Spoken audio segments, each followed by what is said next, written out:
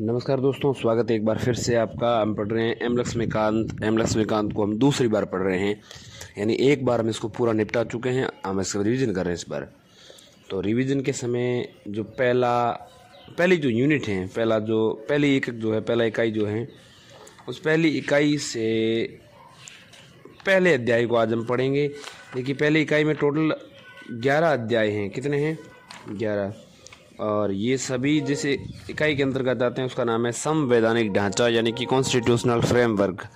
तो constitutional framework में ऐतिहासिक पृष्ठभूमि है, संविधान का निर्माण है, संविधान की प्रमुख विशेषताएं हैं, संविधान की प्रस्तावना है, संघ एवं इसका क्षेत्र है, नागरिकता है, मूल अधिकार हैं, राज्य के नीति के निर्देशक तत्व हैं, मूल कर्तव्य हैं, संविधान का संशोधन है और संविधान की मूल संरचना, ये सब शामिल हैं। तो आज के इस छोटे से ऑडियो के माध्यम से हम पहले अध्याय से इम्पोर्टेंट ऐसी चीज़ों को रिवीजन करेंगे जो चीज़ें हमारे लिए उपयोगी हैं, हमें सीधे तौर पर स्मरण अगर दिमाग में ना भी रहे तो रिवीजन के माध्यम से रह जाएंगी। तो इन ऑडियोज़ को आपको बार बार सुनना है। बड़े वाले ऑडियोज़ को शायद आप मिस भी कर जाएँ, तो ऐसा कुछ नहीं है। तो इस अध्याय का नाम है ऐतिहासिक पृष्ठभूमि। पहला अध्याय का नाम हिस्टोरिकल बैकग्राउंड। ठीक है, इसमें दो टॉपिक बड़े बड़े हैं, एक तो कंपनी का शासन और एक ताज का शासन। ये दो ही टॉपिक हैं, इन दोनों टॉपिक्स को हम पढ़ेंगे। कंपनी का शासन जो है 1773 से 1858 तक और ताज का शासन 1858 से 1947 तक। आप सभी जानते हैं कि भारत में ब्रिटिश जो हैं 1608 में ईस्ट इंडिया कंपनी के रूप में व्यापार करने आए। उनको 1600 में महारानी एलिजाबेथ प्रथम के चार्टर से व्यापार करने का विस्तृत अधिकार प्राप्त हो गया था। अब कंपनी यहाँ आती है, धीरे धीरे अपना वर्चस्व बढ़ाती है। 1765 के आसपास बंगाल, बिहार और उड़ीसा के दीवानी अधिकार उसको मिल जाते हैं। दीवानी यानी कि राजस्व कलेक्ट करने का अधिकार और दीवानी न्याय करने का अधिकार उनको मिल जाता है।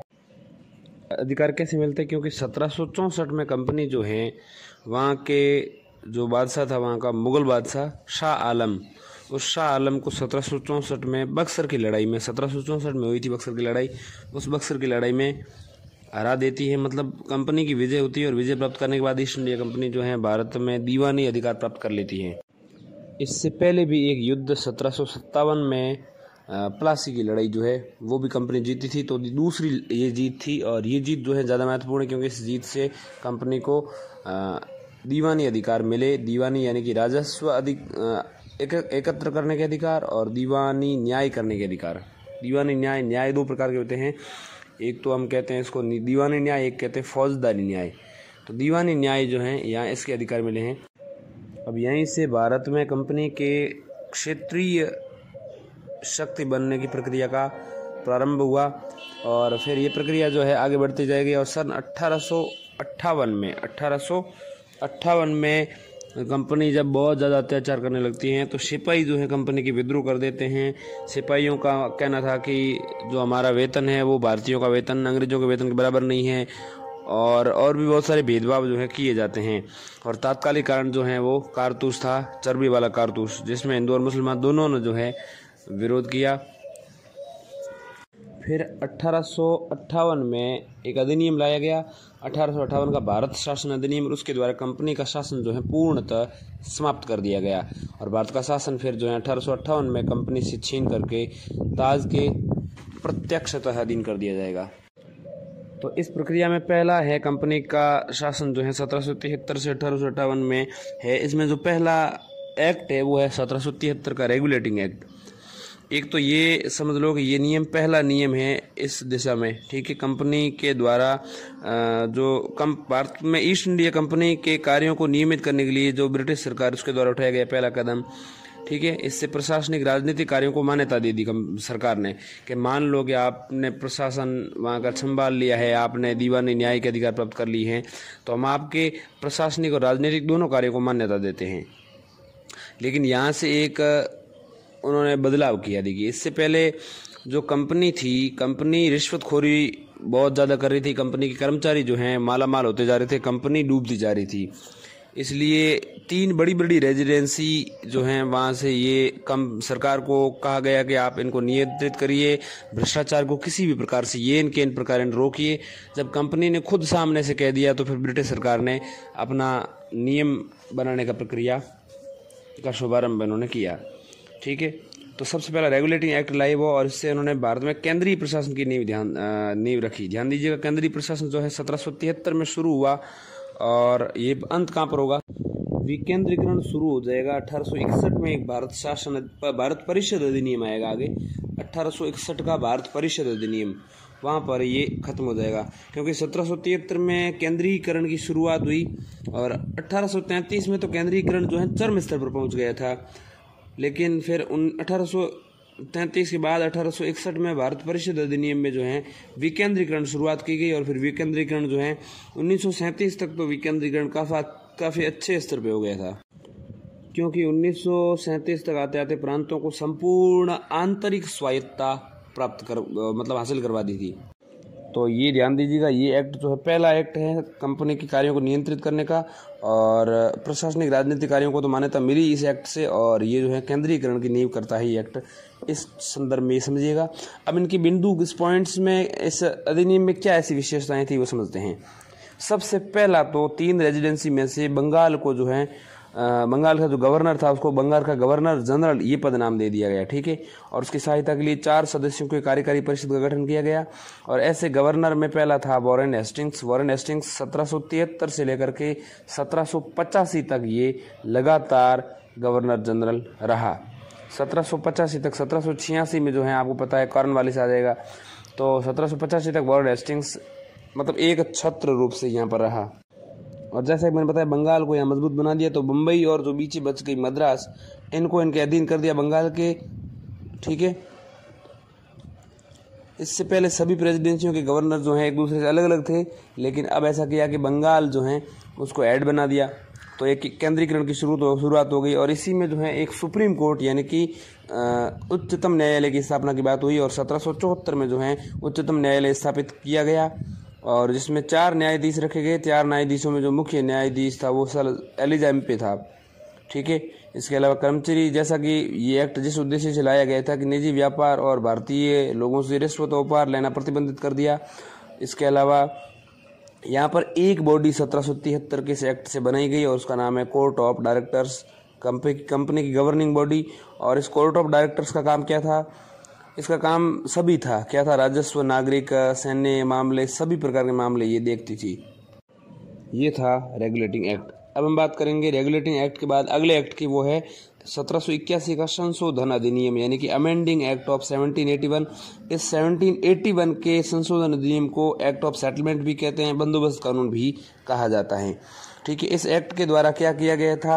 अमेंडमेंट किया गया था, इसलिए इसको अमेंडिंग एक्ट कहते हैं। किस में किया गया था? 1773 के रेगुलेटिंग एक्ट में। अब इसमें क्या किया गया था अमेंडमेंट वो जानना जरूरी है, ध्यान दीजिएगा। सबसे पहले इसमें सुप्रीम कोर्ट से कुछ चीज़ों को अलग किया गया, क्योंकि सुप्रीम कोर्ट और गवर्नर जनरल के जो काउंसिल थे इनके बीच में हमेशा टकराव चलता रहता था। तो ऐसी स्थिति को देखते हुए इनके टकराव को कम करने के लिए कुछ चीज़ों को अलग कर दिया सुप्रीम कोर्ट से। जैसे एक तो गवर्नर जनरल और उसकी काउंसिल जो है उसको सर्वोच्च न्यायालय यानी कि सुप्रीम कोर्ट के क्षेत्र अधिकार से बाहर कर दिया, मुक्त कर दिया। ठीक है, इसके अलावा जो कंपनी के सेवक हैं उनको भी जो है उनकी जो भी कार्यवाहियाँ होती थी उनको सर्वोच्च न्यायालय के क्षेत्र अधिकार से मुक्त कर दिया। तो गवर्नर जनरल इन काउंसिल को, इसके अलावा कंपनी के जो सेवक थे उनको। इसके अलावा प्रांतीय न्यायालय की जो अपील होती थी वो अगर सोचें तो जैसे प्रांतीय न्यायालय है कोई मान लो, तो वो कहाँ जाएगा? वो सुप्रीम कोर्ट के पास ही जाएगा ना। अपनी जो भी कोई भी अपील होगी उसके न्याय से कोई खुश नहीं तो अपील लेकर के वो वहाँ जाएगा। लेकिन प्रांतीय न्यायालयों की अपील जो है यहाँ पर मज़ेदार बात ये 1781 में गवर्नर जनरल काउंसिल के बाद दायर करनी होगी, न कि सर्वोच्च न्यायालय में, ऐसा इसमें नियम बनाया गया। ठीक है, तो इन सब को बाहर कर दिया, यानी सर्वोच्च न्यायालय में एक तो प्रांतीय न्यायालयों की अपील नहीं जा सकती, गवर्नर जनरल काउंसिल नहीं होगी, कंपनी की जो कर्मचारी सेवक हैं उनको भी इस कार्य क्षेत्र से मुक्त कर दिया। उनकी कार्यवाहियाँ जो भी हैं वो अब कौन देखेगा? गवर्नर जनरल काउंसिल देखेगी, लेकिन सुप्रीम कोर्ट नहीं देखेगा। लेकिन इसके द्वारा जितने भी कोलकाता के निवासी थे, चाहे वो हिंदू मुस्लिम है, सबको इस सुप्रीम कोर्ट के क्षेत्र के अंतर्गत कर दिया, जिसमें हिंदुओं के कानून, हिंदुओं के निजी कानून के हिसाब से 1781 में ये संशोधन किया गया और मुसलमानों के निजी कानून के हिसाब से उनका मामला तय होगा। तो मैं सारे बिंदु फिर से दोहरा रहा हूँ। सबसे पहला, गवर्नर जनरल काउंसिल को क्षेत्र अधिकार से बाहर कर दिया, न्यायालय के, ठीक है, और मतलब उनके सभी कार्य, उनके कृत्य, जो पद धारण से लेकर से जो भी होते थे, वो सभी अधिकार जिसमें शामिल थे वो सबको बाहर कर दिया, ठीक है। और इसके अलावा दूसरा जो है, कंपनी के सेवकों को कार्य क्षेत्र से बाहर कर दिया, ठीक है। और राजस्व संबंधी मामले, राजस्व वसूली से जुड़े मामले सर्वोच्च न्यायालय के क्षेत्र अधिकार से बाहर कर दिए। ये मैं थोड़ा सा मिस कर रहा था। तो यहाँ पर जो चीज़ें दो इंपॉर्टेंट है, एक तो गवर्नर जनरल काउंसिल और कंपनी के सेवकों को बाहर कर दिया। दूसरा, राजस्व संबंधी मामले, राजस्व वसूली से जुड़े मामले भी सर्वोच्च न्यायालय के क्षेत्र अधिकार से बाहर कर दिए। और इसके अलावा गवर्नर जनरल इन काउंसिल के वहाँ दायर करनी है प्रांतीय न्यायालयों की अपील, वो भी सर्वोच्च न्यायालय के क्षेत्र अधिकार से बाहर कर दी।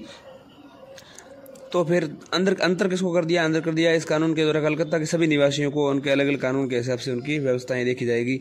और इसके अलावा 1781 में एक लास्ट बिंदु बच गया, जो है गवर्नर जनरल इन काउंसिल को जो है प्रांतीय न्यायालयों और उनकी जो काउंसिल्स थी, यानी कि प्रोविंशियल कोर्ट्स और काउंसिल्स के लिए नियम विनियम बनाने के लिए अधिकृत किया गया गवर्नर जनरल को, ठीक है। और वारेन हेस्टिंग्स ये बनाता था नियम। अभी भी वारेन हेस्टिंग्स से चल रहा, 1786 तक वारेन हेस्टिंग्स चलेगा। अगला एक्ट है 1784, फिर 1786। तो 1784, 1786 ये लगातार दो एक्ट आए थे। अब देखिए ऐसा क्यों हुआ, क्योंकि ब्रिटेन की जो संसद थी वहाँ पर एक प्रधानमंत्री आता है पिट्स, और पिट्स आते ही एक एक्ट लाता है, पिट्स इंडिया एक्ट। तो विलियम पिट प्रधानमंत्री बना और उसने आते ही एक संशोधन किया 1784 का पिट्स इंडिया एक्ट। कंपनी के लिए ब्रिटिश संसद में ये प्रस्ताव रखा गया।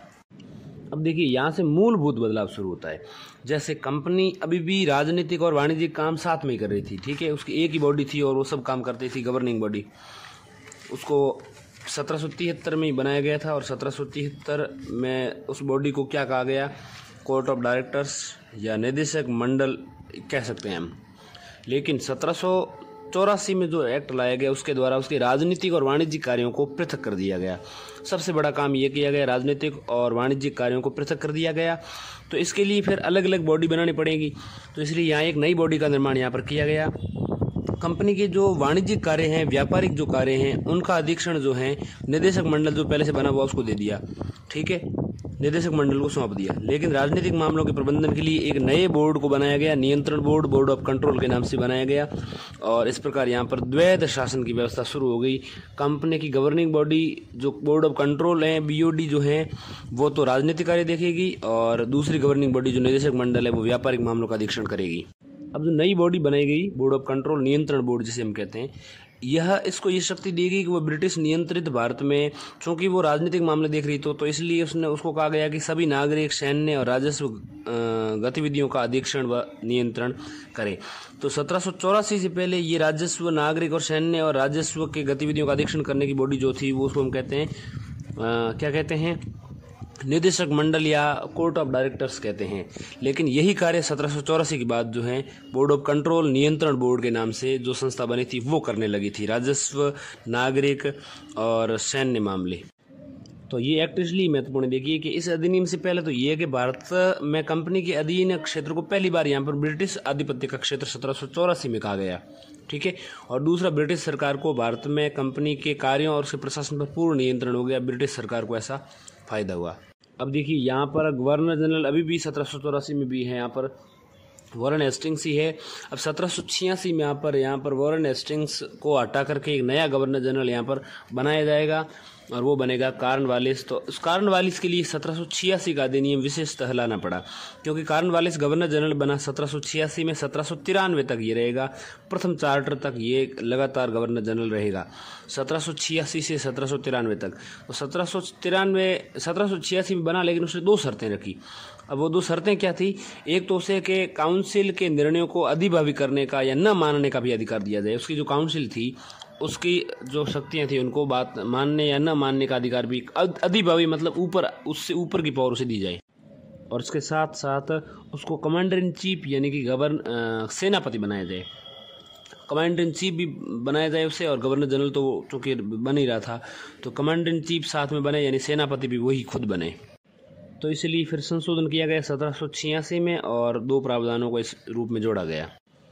अब देखिए 1793 जो है यहाँ पर चार्टर एक्ट आता है पहला 1793 में, और इस चार्टर एक्ट के दौरान जो गवर्नर जनरल था वो कॉर्नवालिस नहीं था, क्योंकि कॉर्नवालिस 1786 से 1793 के दरमियान ही बना था।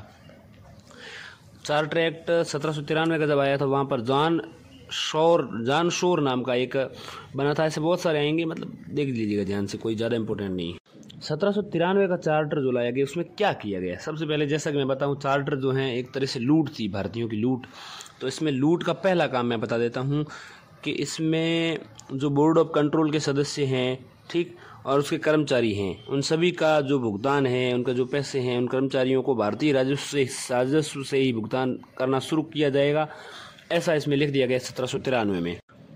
अब यहाँ पर एक सुधार किया गया, जैसे मैंने बताया 1786 में कमांडर इन चीफ बनने की शर्त रखी कॉर्नवालिस ने, तो उसको फिर गवर्नर जनरल तो बनाया गया, साथ में कमांडर इन चीफ बनाया गया। लेकिन 1793 में जैसे ही वो कॉर्नवालिस हटा तो फिर इस कमांडर इन चीफ की इस शर्त को सुधारा गया। कमांडर इन चीफ के गवर्नर जनरल काउंसिल के सदस्य होने की अनिवार्यता समाप्त कर दी। मतलब ये है कि कमांडर इन चीफ जो भी बनेगा, गवर्नर जनरल काउंसिल का सदस्य होना अनिवार्य नहीं है, वो बाहर का सदस्य भी हो सकता है, लेकिन जिस तरह से कमांडर इन चीफ बनाया जाता है उसी तरह से उसे नियुक्त किया जाना चाहिए। अब 1793 में ये एक्ट लाया गया। अब 20-20 वर्षों के बाद अंतराल से अगले एक्ट आएंगे। तो यहाँ से 1793 से ये शुरुआत की गई कि 20 वर्ष के लिए जो कंपनी व्यापार का एकाधिकार है वो बढ़ा दिया गया। व्यापारिक एकाधिकार जो है कंपनी का 20 वर्ष के लिए बढ़ा दिया गया। और जैसा कि मैं बता चुका हूँ 1773 में जो 1773 में जो रेगुलेटिंग एक्ट आया था उससे केंद्रीकरण की शुरुआत हुई। तो 1773 के एग्जैक्ट 20 साल बाद 1793 में जो एक्ट लाया गया उसमें भी जो बॉम्बे और मद्रास की प्रेसिडेंसी है उससे और अधिक शक्तियाँ छीन करके जो गवर्नर जनरल हैं उसको दे दी गई। गवर्नर जनरल यानी बंगाल का गवर्नर जनरल। तो गवर्नर जनरल को अधीनस्थ जो बॉम्बे और मद्रास प्रेसिडेंसी थी उनकी सरकारों के ऊपर और अधिक नियंत्रणकारी शक्तियाँ यहाँ पर दी गई, यानी केंद्रीयकरण जो है अभी बढ़ता ही जा रहा है। अब देखिए यहाँ पर 1793 का एक्ट जो है कॉर्नवालिस की समाप्ति के बाद आया था। कॉर्नवालिस रहा तब तो कोई समस्या आई नहीं, कॉर्नवालिस हटा 1793 में। 1793 में ये एक्ट लाया गया। अब देखिए उसने आते ही एक शर्त रखी थी कमांडर इन चीफ की, तो कमांडर इन चीफ वाला जो है यहाँ सुधार लिया गया और उसकी जो अनिवार्यता है वो हटा दी कि वो council general governor general council का सदस्य होना अनिवार्य नहीं है, ये सुधार किया गया। दूसरी उसने शर्त रखी थी कि मुझे जो है अधिभावी करने की शक्ति दी जाए काउंसिल के ऊपर, ठीक है। तो ये शक्ति जो है यहाँ पर जोड़ दी गई, एक शक्ति को मान लिया गया हूबहू 1793 में, यानी कि कॉर्नवालिस को दी गई काउंसिल के निर्णयों के ऊपर अधिभावी शक्ति को जो भविष्य की सभी गवर्नर जनरलों एवं प्रेसिडेंसियों के गवर्नर जनरलों तक विस्तारित कर दिया गया। यानी जितनी प्रेसिडेंसियाँ थी सब के गवर्नर जनरल जो भी बने हुए थे वहाँ के गवर्नर, उनके गवर्नरों तक, और गवर्नर जनरल जो थे एक ही थे, उन सब तक जो है ये बढ़ा दी गई। अब गवर्नर जनरल जो है वो तो अपनी काउंसिल के सदस्यों के ऊपर अधिभावी शक्ति रखता ही था, लेकिन सभी प्रेसिडेंसियों के जो गवर्नर्स थे वो भी शक्तियाँ ये प्राप्त कर गए 1793 में। तो एक बार फिर से रिवाइज कर लीजिए 1793 में क्या क्या हुआ। देखिए सबसे पहला तो यही समझ लेते हैं कि जो काउंसिल के ऊपर अधिभावी शक्ति है वो सभी तक बढ़ा दी गई। दूसरा, बॉम्बे और प्रेसिडेंसियों के ऊपर और ताकत दे दी गई, ठीक है, मद्रास के ऊपर, ठीक। इसके अलावा तीसरा, व्यापारिक एकाधिकार 20 वर्ष के लिए बढ़ा दिया गया। तो ये तीनों पॉइंट्स कोई ज़्यादा इंपॉर्टेंट नहीं है। चौथा जो है कमांडर इन चीफ की गवर्नर जनरल की काउंसिल का सदस्य की अनिवार्यता हटा दी, और इसके अलावा बोर्ड ऑफ कंट्रोल के सदस्यों को और उसके कर्मचारियों को, बीओडी के सदस्यों और उसके कर्मचारियों को, सभी को जो भारतीय राजस्व से ही भुगतान किया जाएगा, ये बात कही गई। अब देखिए प्रथम जो चार्टर लाया गया उसी दौरान एक यहाँ पर बदल दिया गया, गवर्नर जनरल को जॉन शोर बन गया, और जबकि दूसरा चार्टर जो आएगा 1813 में, उस दौरान जो है वापस हेस्टिंग्स को लाया गया। हेस्टिंग्स जो है 1813 से लेकर के अब 1823 तक जो है 10 साल के लिए वापस गवर्नर जनरल बनेगा। कंपनी को 1793 के चार्टर में तो 20 वर्ष की शक्ति दी गई, लेकिन ये एक बार ही शक्ति दी। कंपनी दुरुपयोग करने लगी तो फिर यहाँ पर ये समझ लीजिए कि उस समय तक ब्रिटेन में जो लोग थे वो विरोध करने लगे थे कि कंपनी अकेली ही क्यों व्यापार करेगी, एकाधिकार जो है उसका अकेला का, कंपनी ने ऐसा क्या खास आपके लिए दिया है या क्या रिश्वत दी है, आप उसको ही एकाधिकार दिए हुए हैं। तो इसका विरोध होने लगा, तो फिर कंपनी के एकाधिकार को जो है यहाँ पर समाप्त कर दिया गया अगले ही चार्टर में। दूसरा चार्टर है उसमें कंपनी का एकाधिकार समाप्त कर दिया, यानी कंपनी अकेली व्यापार नहीं करेगा, बाकी वाले भी आ जाएंगे, तो सभी के लिए व्यापार खोल दिया। लेकिन कंपनी का व्यापार अभी भी आपको पता है जैसे कि चीन और चाय के साथ बना रहेगा। ठीक। दूसरा यहाँ पर जो 1813 के चार्टर में बदलाव किया गया, हेस्टिंग्स 1813 से 1823 तक जो है गवर्नर जनरल बना, और हेस्टिंग्स जब गवर्नर जनरल बना 1813 से 1823 तक, दूसरा चार्टर जब आया उस दौरान जो है एक और बदलाव किया गया, और वो ये है कि ईसाई मिशनरियों को भारत में आने की छूट दे दी गई। ठीक। पहला तो व्यापारिक एकाधिकार समाप्त किया, फिर ईसाई मिशनरियों को भारत में आने की छूट दे दी, यानी कि ये समझ सकते हैं कि इस कानून के द्वारा भारत के इलाकों में, ब्रिटिश इलाकों में बाशिंदों की तरह पश्चिमी शिक्षा के प्रचार प्रसार की व्यवस्था यहाँ पर की गई है। वैसे आप रिटर्न में लिखो तो इन पॉइंट्स को अलग अलग लिखना। ईसाई मिशनरियों की भारत में आकर के प्रबुद्ध लोगों को प्रबुद्ध करने की अनुमति दे दी गई, और इसके अलावा कानून में ब्रिटिश इलाकों में बाशिंदों के बीच पश्चिमी शिक्षा के प्रसार प्रसार की व्यवस्था की गई, तो दोनों पॉइंट्स को अलग अलग लिख देना। ठीक है। इसके अलावा इस कानून ने भारत की स्थानीय सरकारों को व्यक्तियों पर कर लगाने और उन्हें अगर नहीं कर भुगतान करता है तो दंड देने की भी अधिकार दे दिया। 1813 में ये हुआ था। ठीक है। प्रांतीय जो भी स्थानीय सरकारें जो थी, उन स्थानीय सरकारों को यह अधिकार दिया गया कि वो कर लगाएं, व्यक्तियों के ऊपर टैक्स न दें तो आप दंड भी दे सकते हैं। और इस एक्ट में 1813 वाले एक्ट में कंपनी जो थी, कंपनी शासित क्षेत्रों पर ब्रिटेन के राजा की प्रभुत्व को प्रकट और स्थापित किया। तो क्या बड़े बड़े किए, कंपनी का एकाधिकार समाप्त किया, ईसाई मिशनरियों को छूट दी, पश्चिमी शिक्षा को बढ़ावा दिया, और टैक्स लगाने का स्थानीय सरकारों को दे दिया अधिकार। और ये जो 1813 का यहाँ पर ख़त्म हो जाता है। हेस्टिंग्स 1823 तक ही रहा था, उसके बाद कोई और आया गया होगा, लेकिन 1833 में एक चार्टर आता अगला, और उस चार्टर को आपको ध्यान से पढ़ना है, ये काफ़ी महत्वपूर्ण चार्टर है। देखिए 2 चार्टर आ चुके हैं। पहले चार्टर में तो 20 वर्ष की छूट दी व्यापार की, दूसरे चार्टर में एकाधिकार समाप्त किया। लेकिन अब ध्यान दीजिएगा तीसरे चार्टर में क्या होने वाला है। तो जैसा कि आप जानते हैं क्या होने वाला है, कंपनी के व्यापारिक निकाय के रूप में की जाने वाली गतिविधियां समाप्त कर दी। अब विशुद्ध रूप से प्रशासनिक निकाय उसको बना दिया। सबसे पहला तो काम यही हुआ।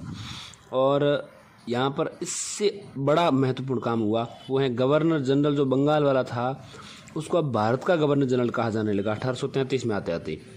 ठीक है। जिसमें नागरिक, सैन्य शक्तियाँ सभी नीत थीं, और पहली बार ऐसी सरकार का निर्माण यहाँ पर हो रहा था जिसका ब्रिटिश कब्जे वाले संपूर्ण भारतीय क्षेत्र पर पूर्ण नियंत्रण था। ठीक। और यहाँ पर जो पहला ऐसा भारत का गवर्नर जनरल बना वो था विलियम बेंटिक। ठीक है। बेंटिक वैसे 1828 से लेकर के 1835 तक जो है ये शासक रहा। तो 1833 के जस्ट पहले ये बेंटिक आया था और 1833 के जस्ट बाद चला गया था। तो 1828 से 1835 तक विलियम बेंटिक रहा और भारत का पहला गवर्नर जनरल बना वो। ठीक है। तो पहला तो ये भारत का गवर्नर जनरल बना दिया बंगाल वाले को। ठीक है। उसमें विलियम बेंटिक जो है ऐसा बना। बेंटिक 1833 के चार्टर की बात हम कर रहे हैं। दूसरा जो इसमें महत्वपूर्ण काम हुआ 1833 वाले चार्टर में वो है बम्बई और मद्रास के गवर्नरों को विदेश संबंधी शक्तियां से वंचित कर दिया। 1833 में तो और शक्तियां छीन ली। 1773 में शुरू हुआ, फिर 1793 में और अधिक शक्तियां दे दी गई बंगाल के गवर्नर जनरल को या गवर्नर जनरल को। लेकिन 1833 में आते आते 1793, 1773, 1793 और 1793 से फिर अगला जो है वो है 1833।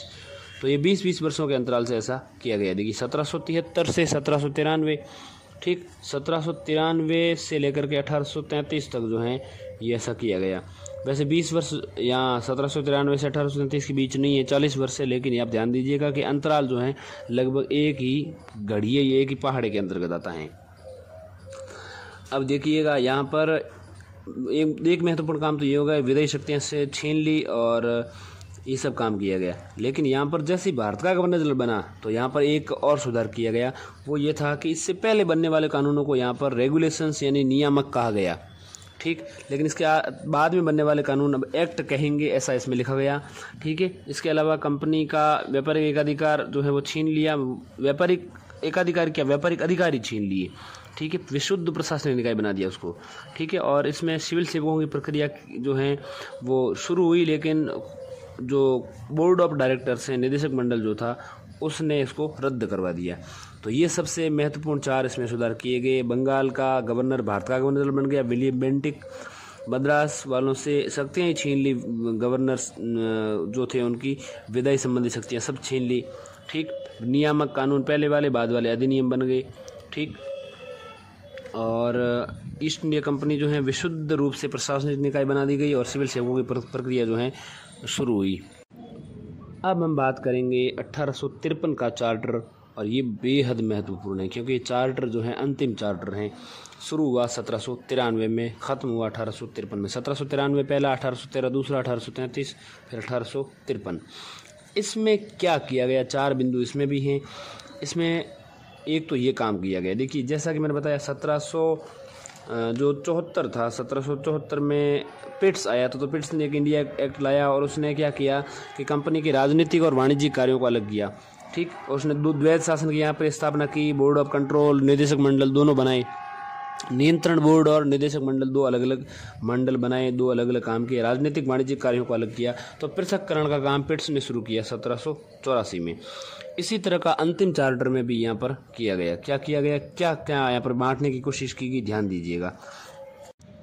देखिए वहाँ तो जो काम बांटा गया था वो राजनीतिक और वाणिज्यिक कार्यों को अलग किया गया था, लेकिन यहाँ जो है राजनीतिक वाणिज्य की बात नहीं है, यहाँ पर है विधायी और प्रशासनिक कार्यों की बात। ठीक, जैसे राजनीतिक में तो वो सभी शामिल हो गए थे, उस तरफ राजनीतिक में विधायी भी शामिल थे, और नहीं वैसे विधायी संबंध तो गवर्नर जनरल के पास थे। ये दो वो मंडल बनाए गए थे ना, 2 मंडल, इनको ये सौंपे गए थे राजनीतिक काम प्रशासन का और मतलब व्यापार का। लेकिन यहाँ पर गवर्नर जनरल की जो काउंसिल है 1853 में आते आते उसकी विधायी और प्रशासनिक कार्य अलग करने की बात हुई है। 1853 में विधायी और प्रशासनिक कार्यों को अलग कर दिया गया।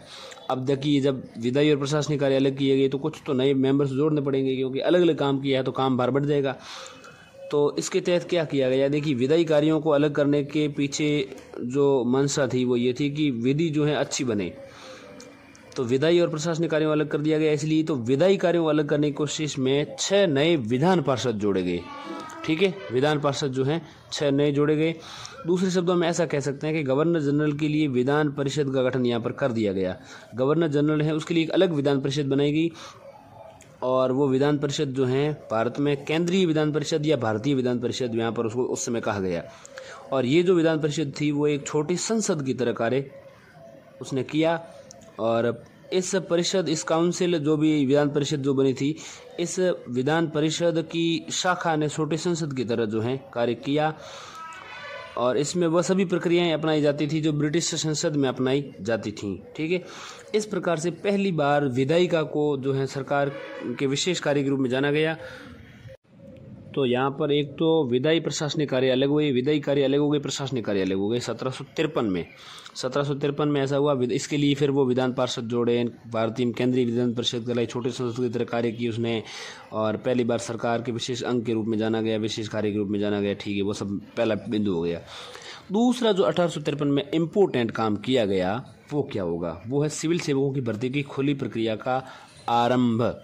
ठीक, सिविल सेवा भारतीय नागरिकों के लिए खोल दी गई, और 1854 में भारतीय सिविल सेवा के संबंध में मैकाले समिति यहाँ पर नियुक्त की गई। तो भारतीय नागरिकों के लिए ये सिविल सेवा खोल दी गई, और इसके लिए 1854 में जो है 1853 का एक्ट है, तो 1854 में अगले साल भारत में सिविल सेवा के संबंध में एक समिति गठित की, और उसका अध्यक्ष जो है मैकाले को बनाया गया, और वही मैकाले हैं जो ये बाद में शिक्षा मंत्री बनेगा। तो मैकाले जो हैं, मैकाले को यहाँ पर अध्यक्ष नियुक्त किया गया, इसलिए समिति को मैकाले समिति कहा गया। तीसरा बिंदु इसमें कोई ज़्यादा इंपॉर्टेंट नहीं है, वो ये ध्यान दीजिए, कंपनी के शासन को विस्तारित किया गया और भारतीय क्षेत्र को इंग्लैंड राजशाही की विश्वास के तहत कब्जे में रखने का अधिकार दे दिया।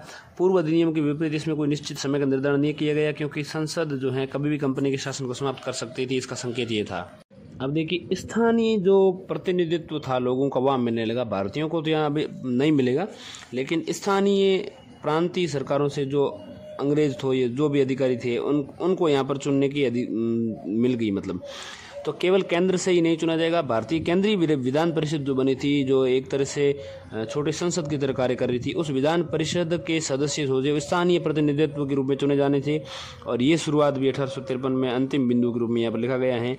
गवर्नर जनरल की परिषद में 6 सदस्यों में से 4 सदस्यों का जो चुनाव है वो बंगाल, मद्रास, बम्बई और आगरा की स्थानीय प्रांतीय सरकार द्वारा किया जाना था।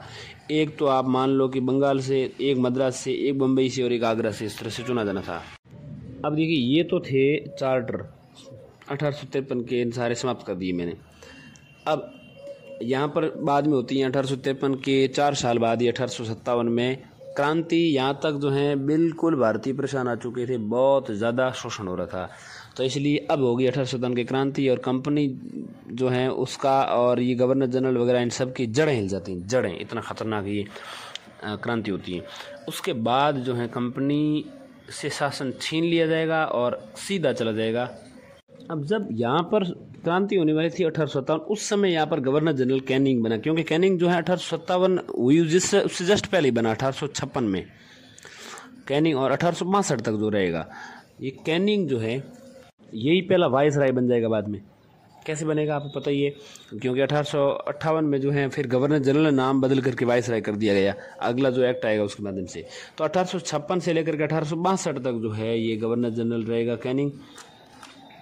देखिए, यहाँ पर 1857 का विद्रोह हुआ, बाद में प्रथम स्वतंत्रता संग्राम जिसे सिपाही विद्रोह भी कहा गया, और भारत के शासन को अच्छा बनाने वाला अधिनियम जो है के नाम से जो प्रसिद्ध इस अधिनियम को 1858 में लाया गया, और ईस्ट इंडिया कंपनी को यहाँ पर समाप्त कर दिया गया। ठीक है, कैनिंग यहाँ पर अभी भी गवर्नर जनरल है। तो यहाँ पर गवर्नर, क्षेत्रों, राजस्व संबंधी शक्तियाँ जो सभी है ब्रिटिश राजशाही को हस्तांतरित यहाँ पर कर दी गई। तो इस अधिनियम में क्या बदलाव किए गए, 5 बिंदु है, ध्यान दीजिएगा। पहला, सबसे पहला तो ये कहा गया कि यहाँ पर इसके भारत के एक शासन के सीधे विक्टोरिया के हाथों में चला गया। महारानी विक्टोरिया है वो सीधी साम्राज्ञी बन गई। ठीक है, गवर्नर जनरल जो है वो हो गया वाइसराय, लॉर्ड कैनिंग बन गया पहला वाइसराय। ठीक, और वाइसराय जो है वो ब्रिटिश ताज का प्रत्यक्ष प्रतिनिधि है, मतलब ये ब्रिटिश ताज का प्रत्यक्ष प्रतिनिधि है।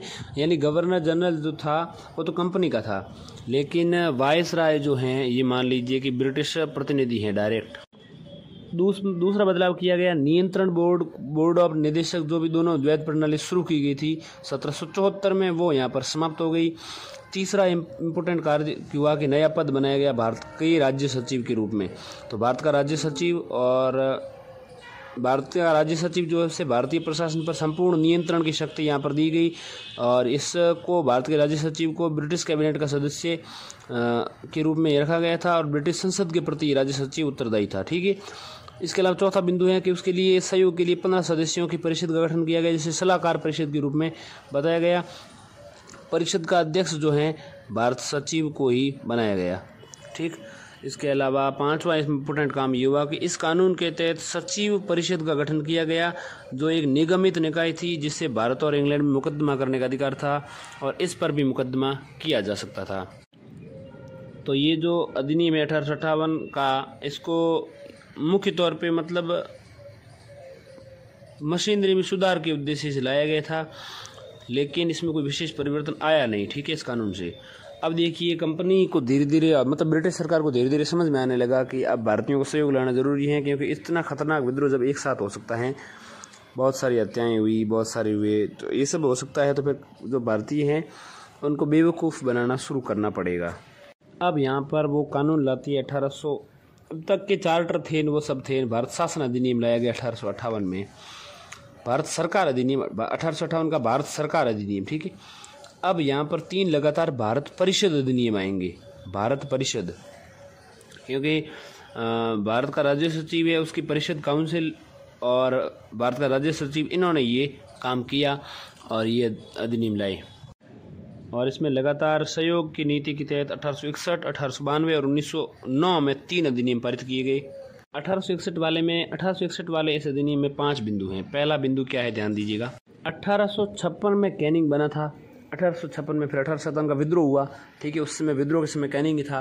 फिर 1858 का कानून आया, फिर 1861 का कानून आएगा, उसके बाद 1 साल बाद में तक जो है 1862 तक जो है कैनिंग रहेगा। कैनिंग अभी भी भारत का गवर्नर जनरल था, मतलब वाइसराय था। तो यहाँ पर क्या हुआ देखिए, इसमें पहले 1861 वाले में जो पहला काम किया गया था वो कानून बनाने की प्रक्रिया में भारतीय प्रतिनिधियों को शामिल करने की शुरुआत हुई। वायसराय जो था कैनिंग, लॉर्ड कैनिंग, उसमें कुछ भारतीयों को परिषद में गैर सरकारी सदस्यों के रूप में नामांकित, गैर सरकारी सदस्य का मतलब एक तरीके से नमूनों के रूप में शामिल करने की बात यहाँ पर शुरू हुई। और 1862 में लॉर्ड कैनिंग जो है उसने 3 भारतीयों को ऐसे नमूनों के रूप में स्वीकार किया, जैसे बनारस का राजा, एक तो पटियाला का महाराजा और सर दिनकर राव। तो दिनकर राव, बनारस का राजा, पटियाला का महाराजा, ये चापलूस थे शायद या जो भी था, इन्होंने कोई पक्ष लिया होगा तो इन्होंने पक्षबाजी करके इन तीनों को शामिल यहाँ पर किया।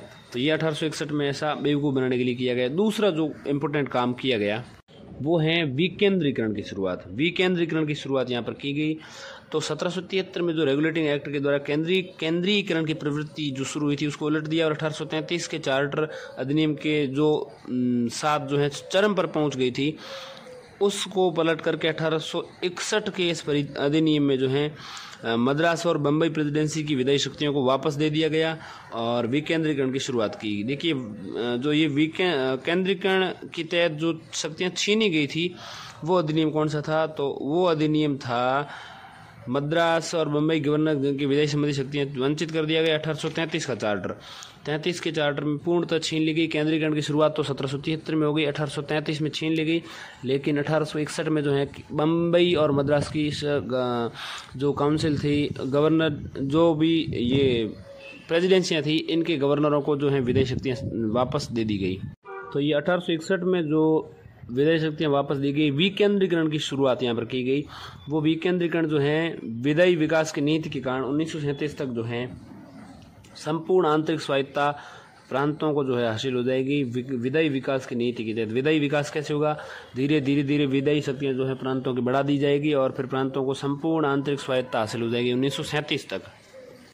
इसके अतिरिक्त 1937 में जो इम्पोर्टेंट काम किया गया वो ये है तीसरे बिंदु के रूप में कि बंगाल में 1862 में, ठीक 1862 मतलब 1861 के 1 साल बाद ही, 1862 में ही लॉर्ड कैनिंग ने 3 भारतीयों को शामिल किया था और 1862 तक ही लॉर्ड कैनिंग यहाँ पर गवर्नर जनरल रहेगा। 1862 के बाद वो हट जाएगा। तो यहाँ पर जो 1862 तक वो रहा था तब तक उसने 1862 में बंगाल में जो है एक विधान परिषद का गठन कर दिया था। विधानसभाएं जो तो थी शायद, तो विधान परिषद का गठन जो है 1862 में बंगाल में किया गया। 1862 के 4 साल बाद 1866 में उत्तर पश्चिम सीमांत प्रांत, जिसको हम कहते हैं आज का उत्तर प्रदेश, तो उत्तर पश्चिम सीमांत प्रांत, ये शायद उत्तर प्रदेश नहीं है, उत्तर पश्चिम सीमांत प्रांत जो है वहाँ पर क्या किया गया, उस पर जो है 1866 तक विधान परिषद गठित कर दी गई, जबकि पंजाब में 1897 में आते आते विधान परिषद का गठन किया गया। तो उत्तर पश्चिम सीमांत प्रांत ये जो इलाका था अफगानिस्तान का था। बंगाल अफगानिस्तान के उस इलाके में और पंजाब में जो है अलग अलग समय विधान परिषद का गठन 1861 में किया गया। तीसरा जो 1861 के इस भारत परिषद अधिनियम में काम किया गया वो था 1859 में प्रारंभ की गई पोर्टफोलियो प्रणाली जो कैनिंग ने लाई थी। कैनिंग 1862 में चला जाता, उससे पहले 1859 में उसने पोर्टफोलियो प्रणाली जो है शुरू कर दी थी। पोर्टफोलियो प्रणाली क्या होती है कि वायसराय की जो परिषद थी उस परिषद का कोई भी एक सदस्य जो भी होता था, एक या एक से अधिक सरकारी विभागों का प्रभारी बनाया जाता था। ठीक, वायसराय की परिषद का एक सदस्य एक या एक से अधिक सरकारी विभागों का प्रभारी बनाया जा सकता था और उसे इस विभाग में काउंसिल की ओर से अंतिम आदेश पारी करने का अधिकार था। काउंसिल यानी उस परिषद वायसराय की परिषद की ओर से ये सिस्टम दिया गया। तो ये जो है पोर्टफोलियो प्रणाली कहलाती है। 1859 में शुरू कर गया था और इस पोर्टफोलियो प्रणाली को जो है यहाँ पर शुरू किया गया, यानी 1861 में 1859 में शुरू गई, 1859 से ही प्रयोग की जा रही जो पोर्टफोलियो प्रणाली थी उसको मान्यता दे दी यहाँ पर। मतलब समझ लीजिए कि वायसराय की परिषद में कार्य संचालन के लिए और अधिक नियम बनाए गए और आदेश की शक्तियाँ जो हैं प्रदान की गई और लॉर्ड कैनिंग के द्वारा शुरू गई 1859 में पोर्टफोलियो प्रणाली को यहाँ पर मान्यता दी गई। इसके अंतर्गत वायसराय की परिषद का एक सदस्य एक या एक से अधिक सरकारी विभागों का प्रभारी बनाया जा सकता था। उसे इस विभाग में काउंसिल की ओर से अंतिम आदेश पारित करने का अधिकार था। ये काम हुआ। इसके अलावा अंतिम काम जो 1861 में यहाँ पर किया गया वो बहुत इंपॉर्टेंट है, ध्यान दीजिएगा। उसमें ये है कि वायसराय को आपातकाल में बिना काउंसिल की संस्तुति के अध्यादेश जारी करने के लिए अधिकृत किया गया। ऐसा अध्यादेश जो है 6 माह की अवधि के लिए होता था। तो एक काम तो ये हुआ सबसे इम्पोर्टेंट काम। अध्यादेश वाला। दूसरा विधान परिषदों का गठन 1862 में बंगाल में, 1866 में उत्तर पश्चिम सीमांत प्रांत यानी कि अफगानिस्तान का इलाका और 1897 में पंजाब में विधान परिषदें गठित की गई। तीसरा काम पोर्टफोलियो प्रणाली वाला हो गया और वायसराय की परिषद को कार्य संचालन के लिए और अधिक नियम और आदेश बनाने की शक्तियां तो दी गई, ठीक है, 1861 के इस अधिनियम में। इसके अलावा विकेंद्रीकरण की शुरुआत यहाँ पर हुई और इसके अलावा भारतीयों को भी कानून बनाने की प्रक्रिया में शामिल करने की शुरुआत यहाँ पर हुई। गैर सरकारी सदस्यों के रूप में यहाँ पर 3 भारतीयों को शामिल किया गया, बनारस राजा, पटियाला महाराजा और दिनकर राव। विधान परिषद जो वायसराय की थी उसमें गैर सरकारी सदस्य, और ये भी 1862 में कैनिंग जाने से पहले करके जाता है। देखिए, भारत परिषद अधिनियम सहयोग के तहत जो कानून थे उसमें एक तो 1861 का कानून ये हो गया, एक है 1892 का और एक है 1909 का। 1861, 1892, 1909 तो ये तीनों ही भारत सहयोग के तहत थे। तो पहला ही सहयोग वाला काम जो है वो आपको लिखना है कि भारतीयों को शामिल किया परिषद में, कानून बनाने की प्रक्रिया में शामिल करने की शुरुआत यहाँ पर हुई। और वायसराय की परिषद जो थी, वायसराय जो है कुछ भारतीयों को परिषद में गैर सरकारी सदस्य के रूप में नामांकित कर सकता था। ऐसा 3 1862 में कैनिंग के द्वारा किया गया। कैनिंग अपना शासनकाल समाप्त करने से पहले करके गया। 1892 की भारत परिषद अधिनियम में भी ऐसा ही किया गया। 1892 का भारत परिषद अधिनियम हम आ गए हैं। पहला इसमें यह किया गया कि केंद्रीय और विधान परिषदों में अतिरिक्त यानी कि गैर सरकारी सदस्यों की संख्या बढ़ाई गई, अतिरिक्त सदस्यों की संख्या बढ़ाई गई। हालांकि बहुमत जो है अभी भी सरकारी सदस्यों का ही 1892 तक था, ठीक। 1892 में बहुमत अभी भी सरकारी सदस्यों का ही है, यानी कि अंग्रेजों का ही था। लेकिन आगे जो है 1909 का जो भारत परिषद अधिनियम है, जिसको हम मार्ले मिंटो सुधार भी कहते हैं, जिसमें जो मार्ले हैं वो इंग्लैंड में भारत का राज्य सचिव और मिंटो जो है वो भारत का वायसराय। तो 1892 वाला पढ़ रहे हैं तो अभी भी सर ध्यान दीजिएगा, बहुमत गैर सरकारी सदस्यों का नहीं है, सरकारी सदस्यों का ही है। तो एक तो ये किया गया कि केंद्रीय और प्रांतीय विधान परिषदों में अतिरिक्त सदस्यों की संख्या बढ़ाई गई, लेकिन बहुमत ध्यान रखिएगा सरकारी सदस्यों का ध्यान रखा गया। दूसरा 1892 में किया गया वो ये किया गया विधान परिषदों के कार्य में वृद्धि की गई, ठीक। और बजट पर प्रश्न पूछने से संबंधित बहुत सारे कार्यपालिका के प्रश्नों के उत्तर देने के लिए भी, बहस करने के लिए भी अधिकार यहाँ पर दिया गया।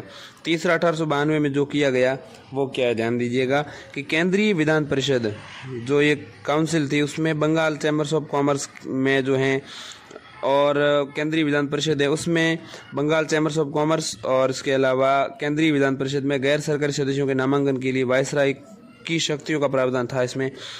यानी कि 1892 में वायसराय को ये अधिकार दिए गए कि वो केंद्रीय विधान परिषद और बंगाल चैम्बर्स ऑफ कॉमर्स में गैर सरकारी सदस्यों का नामांकन कर सकता था, ठीक है, बंगाल चैम्बर्स ऑफ कॉमर्स में भी। इसके अलावा प्रांतीय विधान परिषदों में गवर्नर को जिला परिषद से, नगर पालिका से, विश्वविद्यालय से, व्यापार संघ से, जमींदार जो कोई भी होता है उनसे भी, इसके अलावा चैम्बर ऑफ कॉमर्स की सिफारिशों पर जो है इन सब पर गैर सरकारी सदस्यों को नियुक्त कर सकते थे। यानी कि जिला परिषद का सदस्य, जिला परिषद है, नगर पालिका, विश्वविद्यालय, व्यापार संघ, जमींदार, चैम्बर्स ऑफ कॉमर्स के सिफारिशें जो होती थी, इन सिफारिशों के आधार पर सदस्यों को नियुक्त करने की बात यहाँ पर हुई थी। 1892 में ये 3 बड़े बड़े परिवर्तन किए गए। पहला तो क्या किया गया, केंद्रीय और प्रांतीय विधान परिषदों में अतिरिक्त सदस्यों यानी गैर सरकारी सदस्यों की संख्या सरकारी बहुमत को ध्यान में रखते हुए बढ़ाने की कोशिश की गई, ठीक है। दूसरा क्या किया गया, विधान परिषदों के कार्य में वृद्धि की गई, बजट पर प्रश्न पूछने, कार्यपालिका के प्रश्नों का उत्तर देने के लिए अधिकृत किया गया। तीसरा इसमें किया गया केंद्रीय विधान परिषद और बंगाल चैम्बर्स ऑफ कॉमर्स में गैर सरकारी सदस्यों के नामांकन के लिए वायसराय की शक्तियों का प्रावधान किया गया। तो 1892 का अधिनियम जो है इसने केंद्रीय और प्रांतीय विधान परिषद दोनों में गैर सरकारी सदस्यों की नियुक्ति के लिए एक सीमित और परोक्ष रूप से चुनाव का प्रावधान यहाँ पर किया। हालांकि चुनाव शब्द का जो है अधिनियम में प्रयोग नहीं हुआ था। इसे निश्चित निकायों की सिफारिश पर की जाने वाली नामांकन प्रक्रिया कहा गया। देखिए, बजट की जो व्यवस्था थी, बजट पर प्रश्न पूछने की मैंने जब बात की थी, तो बजट की जो व्यवस्था थी वो 1860 में ब्रिटिशकालीन भारत में बजट की व्यवस्था जो है 1860 में शुरू की गई थी। तो इस बात पर ध्यान दीजिएगा कि बजट की व्यवस्था को ब्रिटिशकालीन भारत में 1860 से शुरू किया गया और 1892 में उसी बजट पर बहस करने की शुरुआत जो है हुई थी। अब तीसरा और अंतिम हम भारत परिषद अधिनियम समझ लेते हैं, ध्यान दीजिएगा। मार्ले मिंटो कहते हैं। मार्ले इंग्लैंड में जो है भारत का राज्य सचिव था। भारत का राज्य सचिव का नाम पहले होगा और वायसराय जो है उसका नाम बाद में होगा। तो मिंटो वायसराय है और मार्ले क्या है, राज्य सचिव हैं। ठीक है, इसमें कई बिंदु हैं, 6 बिंदु यहाँ पर 1909 के इस अधिनियम में है। ये काफ़ी इंपॉर्टेंट भी हैं, तो इस पर थोड़ा खासा ध्यान देना। ठीक है, पहला काम तो इसमें किया गया, केंद्रीय और प्रांतीय विधान परिषदों में आकार में वृद्धि की गई। सबसे पहला काम ये किया गया, यानी केंद्रीय विधान परिषद हो चाहे प्रांतीय विधान परिषद हो, सभी विधान परिषदों में जो है आकार बढ़ा दिया गया, आकार में संख्या में वृद्धि की गई। केंद्रीय विधान परिषद में जो संख्या थी पहले 16 थी, लेकिन अब विधान परिषद के सदस्यों की संख्या जो है 60 के आसपास कर दी 1909 में आते आते। ठीक, दूसरा इसमें इम्पोर्टेंट काम हुआ कि केंद्रीय परिषद में तो सरकारी बहुमत बनाए रखा, लेकिन प्रांतीयों में गैर सरकारी बहुमत करने की अनुमति दे दी। ठीक, तीसरा काम हुआ कि दोनों स्तरों पर यानी प्रांतीय और केंद्र दोनों स्तरों पर विधान परिषदों के कार्यों का दायरा और बढ़ाया गया। अनुपूरक प्रश्न पूछने, बजट पर संकल्प रखने से संबंधित अधिकार भी इनको दे दिए गए। तो ये ध्यान दीजिएगा, अनुपूरक प्रश्न पूछने और बजट पर संकल्प रखने का अधिकार 1909 में मिला था। बजट पर बहस करने का अधिकार 1892 में मिला था। ध्यान दीजिएगा इस बात पर। ठीक है, इसके अलावा अधिनियम के अंतर्गत पहली बार किसी भारतीय को वायसराय और गवर्नर की कार्य परिषद के साथ एसोसिएशन बनाने का प्रावधान भी यहाँ पर किया गया। और सत्येंद्र प्रसन्न सिन्हा वायसराय की कार्यपालिका परिषद के प्रथम भारतीय सदस्य जो है बने। सत्येंद्र प्रसन्न सिन्हा, उनको विधि सदस्य के रूप में शामिल किया गया। 5वां बिंदु है, पृथक निर्वाचन के आधार पर मुस्लिमों के लिए सांप्रदायिक प्रतिनिधित्व का प्रावधान इसमें किया गया। मिंटो जो है सांप्रदायिक निर्वाचन का जनक कहा जाता है। ठीक है, यानी कि अधिनियम कितने जो है सांप्रदायिकता को वैधानिकता प्रदान कर दी। 6ठा है, presidency corporation, chamber of commerce, विश्वविद्यालय, जमींदारों के लिए अलग प्रतिनिधियों का प्रावधान किया गया। अब हम समझते हैं भारत शासन अधिनियम 1919 को। ठीक है, इस अधिनियम का कई अधिनियमों में आगे सवाल मैं बताऊंगा, तो अभ्यास प्रश्न भी और पिछले साल के आए हुए प्रश्नों को भी दिखाऊंगा, तो उसमें इनका जिक्र हुआ है 1919 के अधिनियम का। सबसे पहले ये समझ लो कि अधिनियम जो है 1919 में आया, लेकिन इसकी ब्रिटिश सरकार ने पहली बार घोषणा 1917 में ही कर दी थी। और ये अधिनियम लागू 1919 में नहीं हुआ, 2 साल बाद हुआ। 2 साल पहले घोषणा हो गई थी, 2 साल बाद 1919 में आया फाइनली, और 2 साल बाद यानी 1921 में लागू हुआ। तो इस प्रकार ये टोटल 4 साल के अंतर में ये अधिनियम फंसा हुआ है। देखिएगा, 20 अगस्त 1917 को ब्रिटिश सरकार ने पहली बार इस अधिनियम को घोषित किया था कि उद्देश्य क्या है ब्रिटिश सरकार का, कि भारत में क्रमिक रूप से उत्तरदायी सरकार की स्थापना करना। ठीक, 1919 में भारत शासन अधिनियम लाया गया। इस तहत भारत में जो है शासन का, भारत में क्रमिक रूप से उत्तरदायी सरकार का स्थापना का उद्देश्य जो है ब्रिटिश सरकार का है। 1921 में अधिनियम लागू हुआ और इसे बाद में जो है मॉन्टेग्यू चेम्सफोर्ड सुधार के नाम से भी जाना जा गया। मॉन्टेग्यू चेम्सफोर्ड क्यों कहा गया? क्योंकि राज्य सचिव मॉन्टेग्यू और चेम्सफोर्ड वायसराय। इस अधिनियम में बहुत सारे बिंदुओं का यहाँ पर जिक्र किया गया है। ये अधिनियम बेहद महत्वपूर्ण है, ध्यान दीजिएगा। सबसे पहला इसमें जो काम किया गया वो ये रहा कि केंद्रीय और प्रांतीय विषयों की सूची पहचान करके उन्हें पृथक करके राज्यों पर केंद्रीय नियंत्रण कम कर दिया गया। तो पहली बार ऐसा किया गया कि केंद्रीय और प्रांतीय विषयों की सूची बनी। पहली बार किस अधिनियम के तहत केंद्रीय और प्रांतीय विषयों की सूची की पहचान करके उनको पृथक पृथक किया गया और राज्यों पर जो है केंद्रीय नियंत्रण को कम किया गया। तो वो 1919 का भारत शासन अधिनियम है। ठीक, केंद्रीय और प्रांतीय विधान परिषदों को अपनी सूचियों के विषयों पर विधान बनाने का अधिकार दिया गया, लेकिन सरकार का ढांचा जो है केंद्रीय एवं एकात्मक ही बना रहा। तो विषयों की सूची जो है बंटवारा पहली बार 1919 में किया गया, इस बात का ध्यान रखिएगा। दूसरा महत्वपूर्ण बिंदु है कि प्रांतीय विषय जो थे उनको पुनः 2 भागों में विभक्त कर दिया गया। जैसे पहले तो ये किया गया केंद्रीय विषय अलग हो गए, प्रांतीय विषय अलग हो गए। अब प्रांतीय विषयों को जो है और आगे बांट दिया गया, हस्तांतरित और आरक्षित विषय, ये 1919 में किया गया। देखिए, प्रांतीय विषयों को 1919 में बांटा गया, लेकिन केंद्रीय विषयों को जो है 1935 के अधिनियम में आगे बांटा जाएगा। तो 1935 में तो केंद्र में द्वैध शासन व्यवस्था शुरू की गई, यानी कि आरक्षित विषय, हस्तांतरित विषय। लेकिन 1919 वाला अभी हम पढ़ रहे हैं तो उसमें प्रांतों में द्वैध शासन व्यवस्था प्रारंभ हुई। तो ये आपसे एक सवाल पूछा भी गया पीछे कि प्रांतों में द्वैध शासन व्यवस्था किस अधिनियम के तहत शुरू की गई, तो वो है 1919 का अधिनियम। मैं आपको सवाल भी दिखा देता हूँ।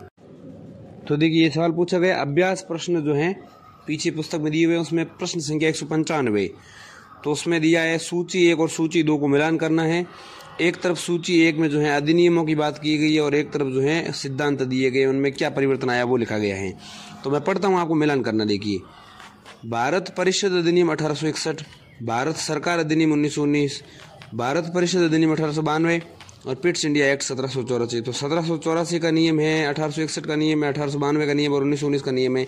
ये सभी नियम यहाँ पर दिए गए हैं। दूसरी तरफ सूची दी है, उसमें लिखा है द्वैध शासन की शुरुआत किस नियम से हुई। भारतीय मामलों का ब्रिटिश शासन के सीधे नियंत्रण में जाने की शुरुआत किस अधिनियम में हुई। प्रातिनिधिक संस्थानों की शुरुआत किस में की गई, प्रतिनिधि संस्थाओं के रूप। ठीक। इसके अलावा प्रांतीय स्वायत्तता की शुरुआत किस अधिनियम से हुई और चुनाव के सिद्धांत की शुरुआत किस अधिनियम में हुई। तो 4 अधिनियम दिए हैं, 5 इस तरफ बिंदु दिए हैं। एक बिंदु को आप छोड़ सकते हैं, बाकी को आपको मिलाना है। तो ये मिलान करना है, कैसे करेंगे? तो इसमें मिलान किस तरह से देखिएगा कि भारत परिषद अधिनियम 1861 का जो है उसमें शुरुआत की गई प्रतिनिधि संस्थाओं की। प्रतिनिधि संस्थाओं की शुरुआत भारत परिषद अधिनियम 1861 में की गई, इस बात का ध्यान दीजिएगा। तो अभी हमने अधिनियम जब पढ़ा तो वहाँ पर हमने समझा 1861 वाले में कि वहाँ पर कानून बनाने की प्रक्रिया में भारतीय प्रतिनिधियों को शामिल करने की शुरुआत हुई। 1862 में कैनिंग ने 3 भारतीयों को शामिल भी किया। इसके अलावा उन्होंने 1862 में, 1866 में और 1897 में क्रमशः बंगाल, उत्तर पश्चिम सीमांत प्रांत और पंजाब में विधान परिषदों की शुरुआत की। और विधान परिषदों का मतलब है प्रतिनिधि संस्थाओं की शुरुआत। सवाल का दूसरा बिंदु है यहाँ पर जो भारत सरकार अधिनियम 1919 है, जो अभी हमने पढ़ा, उसमें द्वैध शासन की शुरुआत की गई। जैसा कि अभी हमने पढ़ा, देखिएगा 1919 का ये जो अधिनियम है, इसमें मैंने बताया कि प्रांतों में जो है पुनः 2 विषयों में बांट दिया गया विषयों को। एक तो जो है केंद्रीय और प्रांतीय विषयों की सूची तो हुई यहाँ पर, ठीक, लेकिन प्रांतों में विषय जो है उनको 2 भागों में बांटा गया, यानी कि शासन की 2 व्यवस्था, द्वैध शासन, लाइआर्की सिस्टम शुरू किया गया। हालांकि व्यवस्था काफी हद तक जो है असफल ही रही थी। द्वैध शासन कैसे शुरू हुआ? क्योंकि हस्तांतरित आरक्षित विषय बन गए प्रांतों के विषयों में। तो हस्तांतरित विषयों जो उनमें तो है गवर्नर जो रहता था प्रांतों का गवर्नर, वो प्रांतों का गवर्नर वहाँ पर हस्तांतरित विषयों पर उन मंत्रियों की सहायता लेता जाता जो विधान परिषद के प्रति उत्तरदायी होती थी। यानी विधान परिषद के प्रति उत्तरदायी मंत्रियों की सहायता से हस्तांतरित विषयों पर गवर्नर जनरल शासन करता था, जबकि आरक्षित विषयों पर जो है गवर्नर कार्यपालिका परिषद के सदस्यों की सहायता लेता था जो विधान परिषद के प्रति उत्तरदायी नहीं होते थे। भारत परिषद नियम 1892। तो भारत परिषद नियम 1892 में चुनाव के सिद्धांत की शुरुआत, जैसे कि मैंने बताया यहाँ पर भारत परिषद नियम में हालांकि प्रत्यक्ष चुनाव शब्द का इस्तेमाल 1892 के इस अधिनियम में नहीं हुआ, लेकिन जो है प्रतिनिधियों को चुना जाता था। तो चुनाव शब्द का इस्तेमाल नहीं हुआ, लेकिन इस चुनाव का प्रावधान यहाँ पर कह सकते हैं परोक्ष रूप से या सीमित रूप से चुनाव प्रावधान किया गया और ऐसे निश्चित निकायों की सिफारिश पर चुने जाने वाले नामांकन की प्रक्रिया कहा गया। ठीक है, नामांकन के आधार पर ये चुना जाता था। और इसमें किस किस के आधार पर चुना जाता था, जैसे मैंने बताया केंद्रीय विधान परिषद और बंगाल चैम्बर्स ऑफ कॉमर्स में गैर सरकारी सदस्यों के नामांकन के लिए वायसराय की शक्तियों का प्रावधान यहाँ पर किया गया है। तो गैर सरकारी सदस्यों के नामांकन की बात की गई है। नामांकन को ही हम यहाँ चुनाव शब्द के लिए कह रहे हैं। जिला परिषद, नगर पालिका, विश्वविद्यालय, व्यापार संघ, जमींदारों, चैम्बर ऑफ कॉमर्स की सिफारिशों पर जो गवर्नर, क्षमा कीजिएगा, जो वायसराय होता था वो गैर सरकारी सदस्यों का नामांकन चुनता था। और अगला जो नियम है वो है पिट्स इंडिया एक्ट 195 के सवाल में। और पिट्स इंडिया एक्ट को आप किससे मिलाएंगे? तो पिट्स इंडिया एक्ट जाकर के मिल जाएगा भारतीय मामलों का ब्रिटिश शासन के सीधे नियंत्रण में आना। एक और सवाल है इसी तरह का 177 177वां सवाल है ये, और इसमें लिखा गया निम्नलिखित कौन सा जोड़ा सही है? कौन सा जोड़ा सही है?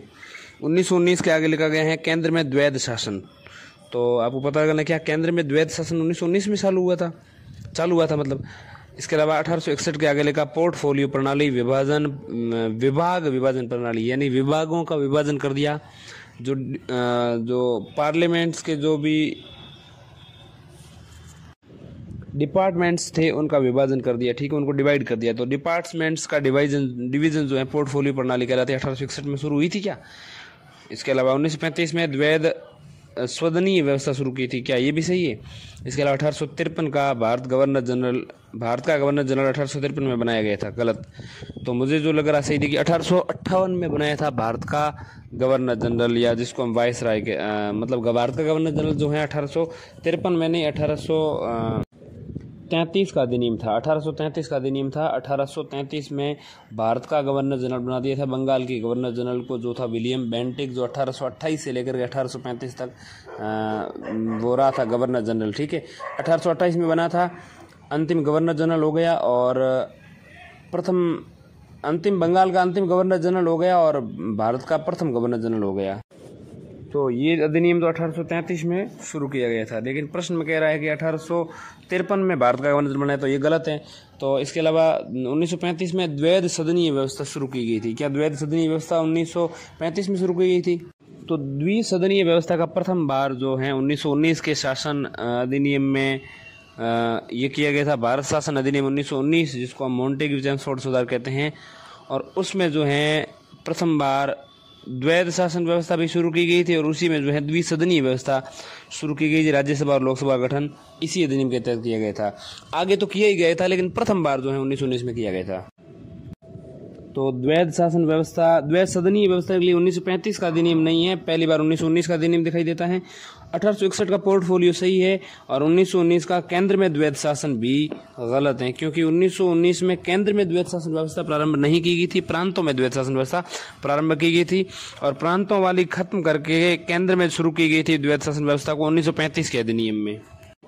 एक प्रश्न है, संघ लोक सेवा आयोग की उत्पत्ति से संबंधित अधिनियम निम्नलिखित में से कौन सा है?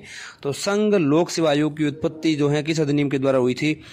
तो ये प्रथम बार 1919 के अधिनियम में ऐसा जिक्र किया गया है, और 1926 में जाकर के प्रथम संघ लोक सेवा आयोग का गठन किया गया था। तो अब हम भारत शासन अधिनियम 1919 को समझ लेते हैं। जैसे मैंने बताया 1917 में ये ब्रिटिश सरकार ने घोषित किया था, 1919 में यह अधिनियम लाया गया, 1921 से लागू हुआ। इसे मॉन्टेग्यू-चेम्सफोर्ड सुधार कहते हैं।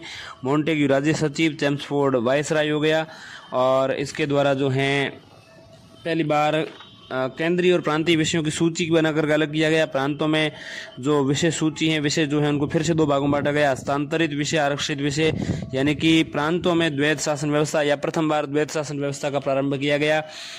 इसको हम ऐसे समझ सकते हैं। इसके अलावा इस अधिनियम में पहली बार द्विसदनीय व्यवस्था का प्रत्यक्ष निर्वाचन व्यवस्था प्रारंभ की गई। द्विसदनीय व्यवस्था का मतलब है राज्यसभा और लोकसभा गठन भी 1919 के अधिनियम से किया गया। इसके अलावा वाइसराय की कार्यकारिणी परिषद के 6 सदस्यों में से 3 सदस्यों का भारतीय होना आवश्यक भी प्रथम बार 1919 के अधिनियम में किया गया, और कमांडर इन चीफ को छोड़कर के बाकी 3 जो हैं भारतीय हो सकते हैं 6 में से। इसके अलावा सांप्रदायिक प्रतिनिधित्व और बढ़ाया गया। सिखों के लिए, भारतीय ईसाइयों के लिए, आंग्ल भारतीयों के लिए, यूरोपियों के लिए पृथक निर्वाचन पहली बार जो है 1919 में ये दिखाई देता है। इसके अलावा 1919 के अधिनियम से जो है मताधिकार मिला, सीमित मताधिकार, सीमित संख्या में, और किस आधार पे? संपत्ति के आधार पे। इसके अलावा कर कौन कितना देता है उस आधार पे, और शिक्षा के आधार पे। तो संपत्ति, कर और शिक्षा के आधार पे मताधिकार प्रदान हुआ। और सबसे महत्वपूर्ण कार्य ये हुआ कि इससे संघ लोक सेवा आयोग का गठन किया गया, और 1919 में संघ लोक सेवा आयोग का गठन किया गया। इस वाला भी मैंने बताया। 1926 में सिविल सेवकों की भर्ती के लिए केंद्रीय लोक सेवा आयोग का गठन भी इसमें किया गया। और इसी के तहत सवाल पूछा गया कि पहली बार केंद्रीय बजट को राज्यों के बजट से अलग कब कर दिया गया?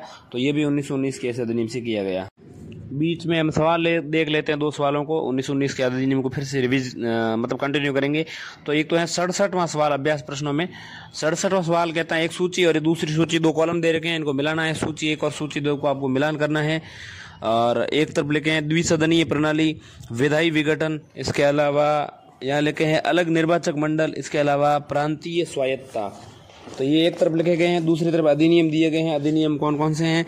भारत सरकार अधिनियम 1935 लिखा गया है, भारत परिषद अधिनियम 1861 लिखा गया है, मॉन्टेग्यू-चेम्सफोर्ड सुधार लिखा गया है, और भारत परिषद अधिनियम 1892 लिखा गया है, और इसके अलावा मार्लियामेंटो सुधार भी 1909 वाला अधिनियम भी इसमें लिखा गया है।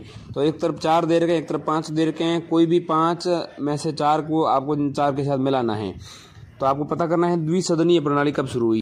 तो इस प्रश्न में देखिए, ए जो है द्विसदनीय प्रणाली, इसको द्विसदनीय प्रणाली को मॉन्टेग्यू-चेम्सफोर्ड सुधार के द्वारा लाया गया था। द्विसदनीय प्रणाली मॉन्टेग्यू-चेम्सफोर्ड सुधार यानी कि 1919 के अधिनियम से द्विसदनीय यानी कि राज्यसभा लोकसभा की प्रणाली लाया गया। हालांकि बाद में भी मैंने जैसे बताया अभी 1919 में लाया गया था प्रथम बार, और बाद में भी 1935 में भी इसको मतलब आगे किया गया कंटिन्यू, लेकिन 1919 में पहली बार द्विसदनीय प्रणाली लाई गई थी। ठीक है, इसके अलावा विधायी विघटन जो है, विधायी विघटन को भारत परिषद नियम 1861 के द्वारा किया गया। विधायी विघटन का क्या अर्थ है? विधायी विघटन का यहाँ पर अर्थ है कि विधायी शक्तियाँ जो हैं पुनः केंद्र से जो है पुनः प्रेसिडेंसियों को देकर के विधायी शक्तियों का विकेंद्रीकरण किया गया, विधायी शक्तियों का विघटन किया गया, यानी कि विधायी शक्तियों को फिर से तोड़ा गया, विधायी शक्तियाँ फिर से जो हैं टूट गई, एक बार विभाजित हो गई। यानी इसको हम समझ सकते हैं कि केंद्रीकरण की उल्टी यहाँ पर विकेंद्रीकरण की शुरुआत 1861 के भारत परिषद अधिनियम से हुई थी। और मार्लियामेंटो सुधार जो है उससे अलग निर्वाचक मंडल की पहली बार शुरुआत की गई। तो एक निर्वाचक मंडल, अलग निर्वाचक मंडल है, उसको आप जाकर के मिला लेंगे मार्लियामेंटो सुधार, यानी कि 1909 के अधिनियम से अलग निर्वाचक मंडल। अलग निर्वाचन मंडल का यहाँ पर अर्थ यह है कि पृथक निर्वाचन के आधार पर मुस्लिमों के लिए सांप्रदायिक प्रतिनिधित्व का प्रावधान किया गया। इसके अंतर्गत मुस्लिम सदस्यों का चुनाव मुस्लिम मतदाता ही कर सकते थे, और इस प्रकार इस अधिनियम ने सांप्रदायिकता को वैधानिकता प्रदान की। और लॉर्ड मिंटो जो है वायसराय भारत का, उसको सांप्रदायिक निर्वाचन के जनक के रूप में जाना जाता है। ठीक है, पृथक निर्वाचन आप समझते ही होंगे। तो अलग निर्वाचक मंडल का मतलब ये है कि सांप्रदायिक आधार पर जो है अलग अलग निर्वाचक मंडल तय किए गए। प्रांतीय स्वायत्तता जो है वो भारत सरकार अधिनियम 1935 से लाई गई, क्योंकि जैसे कि मैंने बताया कि विकेंद्रीकरण की शुरुआत जो है वो 1861 के भारत परिषद अधिनियम से की गई।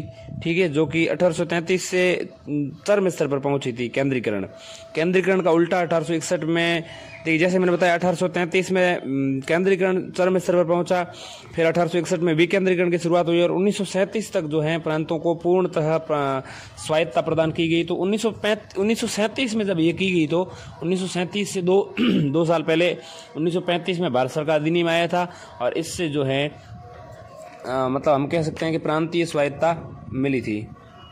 तो प्रांतीय स्वायत्तता की बात आए तो 1937 याद रख लेना, प्रांतीय स्वायत्तता पूर्णतः मिल गई थी 1937 तक, यानी कि 1935 का भारत सरकार अधिनियम जिसमें है प्रांतीय स्वायत्तता प्रदान की गई। एक सवाल है, केंद्रीय प्रशासन की नींव निम्नलिखित में से किस अधिनियम के द्वारा पड़ी थी? तो केंद्रीय प्रशासन की नींव जो है 1773 के रेगुलेटिंग एक्ट से पड़ गई थी। एक सवाल यहाँ पर ऐसा है कि निम्नलिखित में किस अधिनियम में प्रावधान था कि भारतीय गतिविधियों पर ब्रिटिश सरकार का सीधा नियंत्रण होगा?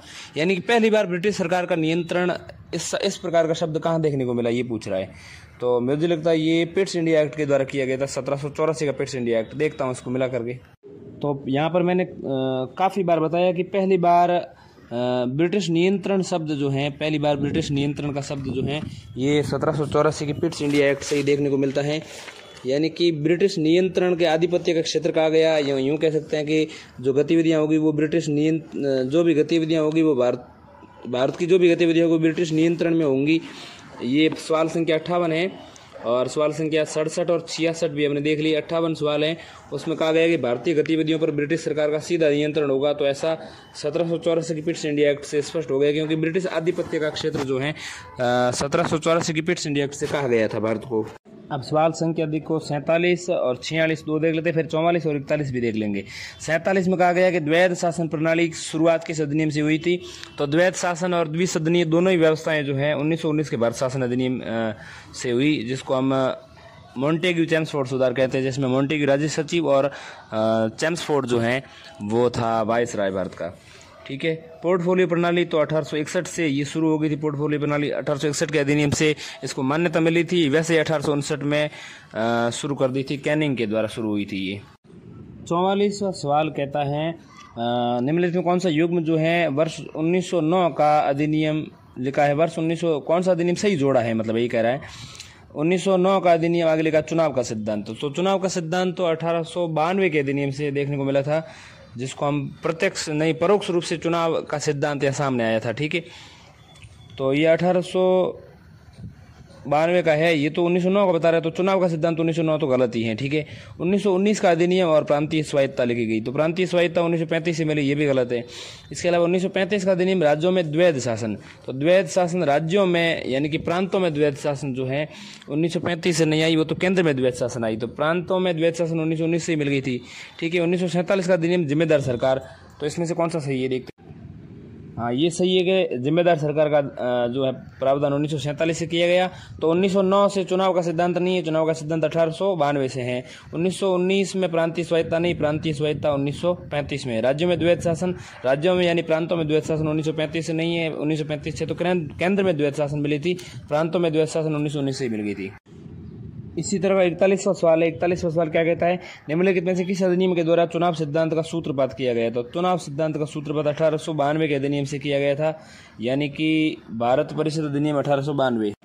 अब हम समझते हैं 1935 का भारत शासन अधिनियम। उससे पहले साइमन कमीशन और सांप्रदायिक अवार्ड को हम समझ लेते हैं, थोड़े हैं ये, ठीक है। 1919 वाले के पॉइंट्स में अगर जल्दी में रिपीट करवाऊं तो 1917 में ये ब्रिटिश संसद ने घोषित किया, 1919 में ये अधिनियम आया, 1921 से लागू हुआ। मॉन्टेग्यू चेम्सफोर्ड सुधार कहते हैं। मॉन्टेग्यू इसमें राज्य सचिव, चेम्सफोर्ड वायसराय। इसमें सबसे पहला काम हुआ केंद्रीय प्रांतीय विषयों की सूची का बंटवारा पृथक कर दी गई, ठीक है, लेकिन फिर भी ढांचा जो है केंद्रीय एकात्मक बना रहा। इसमें प्रांतीय विषयों का पुनः 2 भागों में बंटवारा, हस्तांतरित, आरक्षित। हस्तांतरित विषयों पर गवर्नर जो है मंत्रियों का सहयोग लेता, जो विधान परिषद के प्रति उत्तरदायी, और आरक्षित विषयों के लिए कार्यपालिका परिषद का सहयोग लेता गवर्नर, जो विधान परिषद के प्रति उत्तरदायी नहीं होती थी। यानी कि हस्तांतरित और आरक्षित, इस तरह से 2 अलग अलग शासन व्यवस्थाएं सामने आई इन विषयों के माध्यम से। तो दोहरी व्यवस्था, द्वैध शासन व्यवस्था जो है पहली बार जो है प्रांतों में देखने को मिली 1919 के अधिनियम से। तो ये जो है बेहद महत्वपूर्ण है, ध्यान रखिएगा, द्वैध शासन व्यवस्था। इसके अलावा इस अधिनियम ने पहली बार द्विसदनीय व्यवस्था का शुरू की और प्रत्यक्ष निर्वाचन की व्यवस्था भी प्रारंभ की। यानी प्रत्यक्ष निर्वाचन व्यवस्था कहाँ से शुरू हुई, तो वो भी 1919 से, और पहली बार द्विसदनीय व्यवस्था कहाँ से प्रारंभ हुई, तो वो भी 1919 के अधिनियम से। द्विसदन का मतलब राज्यसभा, लोकसभा। प्रत्यक्ष निर्वाचन का मतलब क्या है, डायरेक्ट वोटिंग, ठीक है। और दोनों सदनों में बहुसंख्यक सदस्यों को प्रत्यक्ष निर्वाचन के माध्यम से निर्वाचित किया जाता था। प्रत्यक्ष निर्वाचन 1919 से देखने को मिला था। इससे पहले प्रत्यक्ष निर्वाचन का जो है नाम कहीं भी देखने को नहीं मिलता है। हालांकि जो है पृथक निर्वाचन जो है शुरू किया गया था, अलग अलग निर्वाचक मंडल बनाए गए थे, तो प्रत्यक्ष निर्वाचन यहाँ देखने को मिला। 1909 वाले में पृथक निर्वाचन मंडल भी देखने को मिलता है, क्योंकि 1909 जो है सांप्रदायिकता को वैधानिकता प्रदान करता है। क्योंकि पृथक निर्वाचन करवाया गया था मुसलमानों के लिए सांप्रदायिक प्रतिनिधित्व का प्रावधान करके, ठीक है। इसके अलावा 1919 में क्या किया गया, 1919 में वायसराय कार्यकारिणी परिषद के 6 सदस्यों में से 3 भारतीय कर दिए, कमांडर इन चीफ को छोड़ करके। इसके अलावा सांप्रदायिक आधार पर सिखों, भारतीय ईसाइयों, आंग्ल भारतीयों और यूरोपियों के लिए पृथक निर्वाचन पहली बार जो है 1919 में लाए गए। इसके अलावा इस कानून 1919 वाले कानून ने संपत्ति कर और शिक्षा के आधार पर सीमित मताधिकार प्रदान किए। इसके अलावा इस कानून ने 1919 वाले में लंदन में भारत के उच्चायुक्त के कार्यालय का सृजन किया। तो लंदन में भारत के उच्चायुक्त का कार्यालय जो पहली बार है 1919 में देखने को मिलता है। भारत सचिव द्वारा किए जा रहे कुछ कार्यों को उच्चायुक्त को स्थानांतरित कर दिया गया। तो भारत का राज्य सचिव जो है उनमें से कुछ कार्य भारतीय उच्चायुक्त को दे दिए। इसके अलावा संघ लोक सेवा आयोग का जो है 1926 में पहली बार गठन हुआ। इसी 1919 के अधिनियम के तहत इसका प्रावधान था। 1926 में पहली बार सिविल सेवकों की भर्ती के लिए केंद्रीय लोक सेवा आयोग का गठन किया गया। इसके अलावा पहली बार केंद्रीय बजट को राज्यों के बजट से अलग कर दिया गया, ये भी इसमें हुआ। और राज्य विधानसभाओं को अपना बजट स्वयं बनाने के लिए अधिकृत कर दिया था। स्वयं बनाने का अधिकृत करने का प्रावधान भी पहली बार 1919 में किया गया था, ठीक है। इसके अंतर्गत एक वैधानिक आयोग का गठन किया, जिसका 10 वर्ष बाद जांच अपनी रिपोर्ट प्रस्तुत करनी थी। ये तो 1919 के अधिनियम। अब हम समझेंगे साइमन आयोग।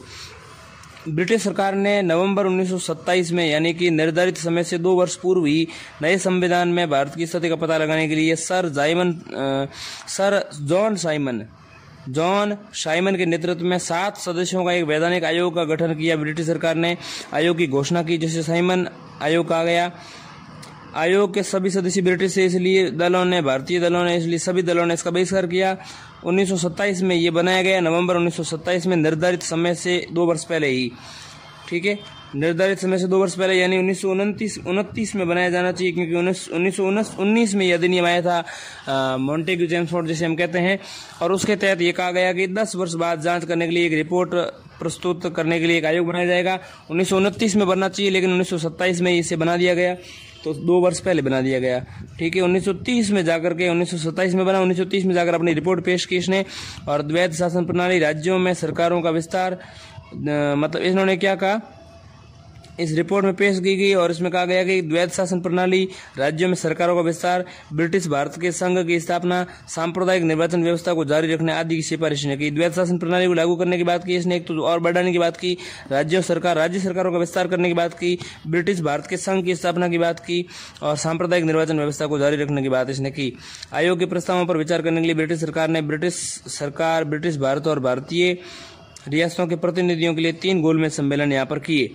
ठीक, इन सम्मेलनों में हुई चर्चाओं के आधार पर संवैधानिक सुधारों में हुए एक श्वेत पत्र तैयार किया गया, जिसे विचार के लिए ब्रिटिश संसद की संयुक्त प्रवर समिति के समक्ष रखा गया। इस समिति की सिफारिशों को कुछ संशोधनों के साथ भारत परिषद अधिनियम 1935 में शामिल कर दिया गया। ठीक है, अब हम समझते हैं सांप्रदायिक अवार्ड को। तो ब्रिटिश प्रधानमंत्री रैमजे मैकडोनाल्ड ने अगस्त 1932 में अल्पसंख्यकों के प्रतिनिधित्व के लिए एक योजना की घोषणा की, जैसे कम्युनल अवार्ड कहते हैं। कम्युनल अवार्ड क्या है, ध्यान दीजिएगा, सांप्रदायिक अवार्ड भी कहते हैं इसे। अवार्ड ने न केवल मुस्लिमों, सिखों, ईसाइयों, यूरोपियन, आंग्ल भारतीयों के लिए अलग निर्वाचन की व्यवस्था की, बल्कि सांप्रदायिक अवार्ड के माध्यम से पहली बार दलितों के लिए भी अलग से निर्वाचन की व्यवस्था की गई। तो सांप्रदायिक अवार्ड ही पहली बार दलितों के लिए निर्वाचन व्यवस्था अलग से करता है। गांधी व्यथित हुए इससे अवार्ड में संशोधन के लिए पूना की यरवदा जेल में अनशन पर बैठ गए गांधी जी। ठीक, अंततः कांग्रेस नेताओं और दलित नेताओं के बीच समझौता हुआ, जिसे पूना समझौते के नाम से जाना गया। इसमें संयुक्त हिंदू निर्वाचन व्यवस्था को बनाए रखा गया और दलितों के लिए स्थान आरक्षित करने की बात इसमें की गई। तो यह सांप्रदायिक अवार्ड था। 1932 में, अगस्त 1932 में अल्पसंख्यकों के प्रतिनिधित्व के लिए ये व्यवस्था ब्रिटिश प्रधानमंत्री रैमजे मैकडोनाल्ड ने करी थी। अब हम बढ़ गए हैं 1935 के भारत शासन अधिनियम की ओर। यह अधिनियम भारत में पूर्ण उत्तरदायी सरकार के गठन के लिए एक मील का पत्थर साबित हुआ। तो पहली बार पूर्ण उत्तरदायी सरकार के लिए ये मील का पत्थर साबित हुआ। हालांकि मतलब एक जिम्मेदार भारत सरकार जो है वो 1947 के अधिनियम से बनाई गई, लेकिन ये पूर्ण उत्तरदायी सरकार के लिए गठन के लिए मील का पत्थर साबित हुआ। ये 1935 का अधिनियम जो है एक लंबा और विस्तृत दस्तावेज था। ठीक है, और साइमन आयोग की रिपोर्टों के आधार पर इसमें कुछ संशोधन है वो भी इसमें शामिल किए गए थे 1935 के अधिनियम में। इसमें 10 अनुसूचियां थी, 321 धाराएं थी। देखिए, ये अधिनियम जो है इसमें काफी बिंदु है, 10 बिंदु मैं आपको समझा देता हूँ। सबसे महत्वपूर्ण बिंदु को सबसे पहले, यानी कि 1935 के अधिनियम से सबसे पहले संघीय न्यायालय की स्थापना की गई। संघीय न्यायालय की स्थापना 1937 में की गई। संघीय न्यायालय का मतलब क्या है आपको समझना चाहिए। इसके अलावा इसी 1935 के अधिनियम से संघीय लोक सेवा आयोग की स्थापना की गई। न केवल संघीय लोक सेवा आयोग की स्थापना की गई, बल्कि प्रांतीय सेवा आयोग और 2 या 2 से अधिक राज्यों के लिए संयुक्त सेवा आयोग की स्थापना की बात भी 1935 से दिखाई देती है। तो 2 या 2 से अधिक राज्यों के लिए संयुक्त सेवा आयोग जो है 1935 के अधिनियम से आता है, जबकि 1919 से पहली बार लोक सेवा आयोग का गठन कर दिया गया था। 1926 में बना था। 1919 के अधिनियम में इसका प्रावधान किया गया था और 1919 के बाद 1935 का अधिनियम ही है। तो इसमें संघीय लोक सेवा आयोग तो बनाया गया, प्रांतीय लोक सेवा आयोग भी बनाया गया और 2 या 2 से अधिक राज्यों के लिए संयुक्त लोक सेवा आयोग की गठन भी इसमें 1935 के अधिनियम में किया गया। 1935 में और क्या किया, 1935 में मताधिकार का विस्तार किया। 10% जनसंख्या को मत प्रदान किया गया, मत अधिकार दिया गया। इसके अलावा 1935 के अधिनियम के तहत देश की मुद्रा और साख पर नियंत्रण के लिए भारतीय रिजर्व बैंक की स्थापना 1935 में की गई।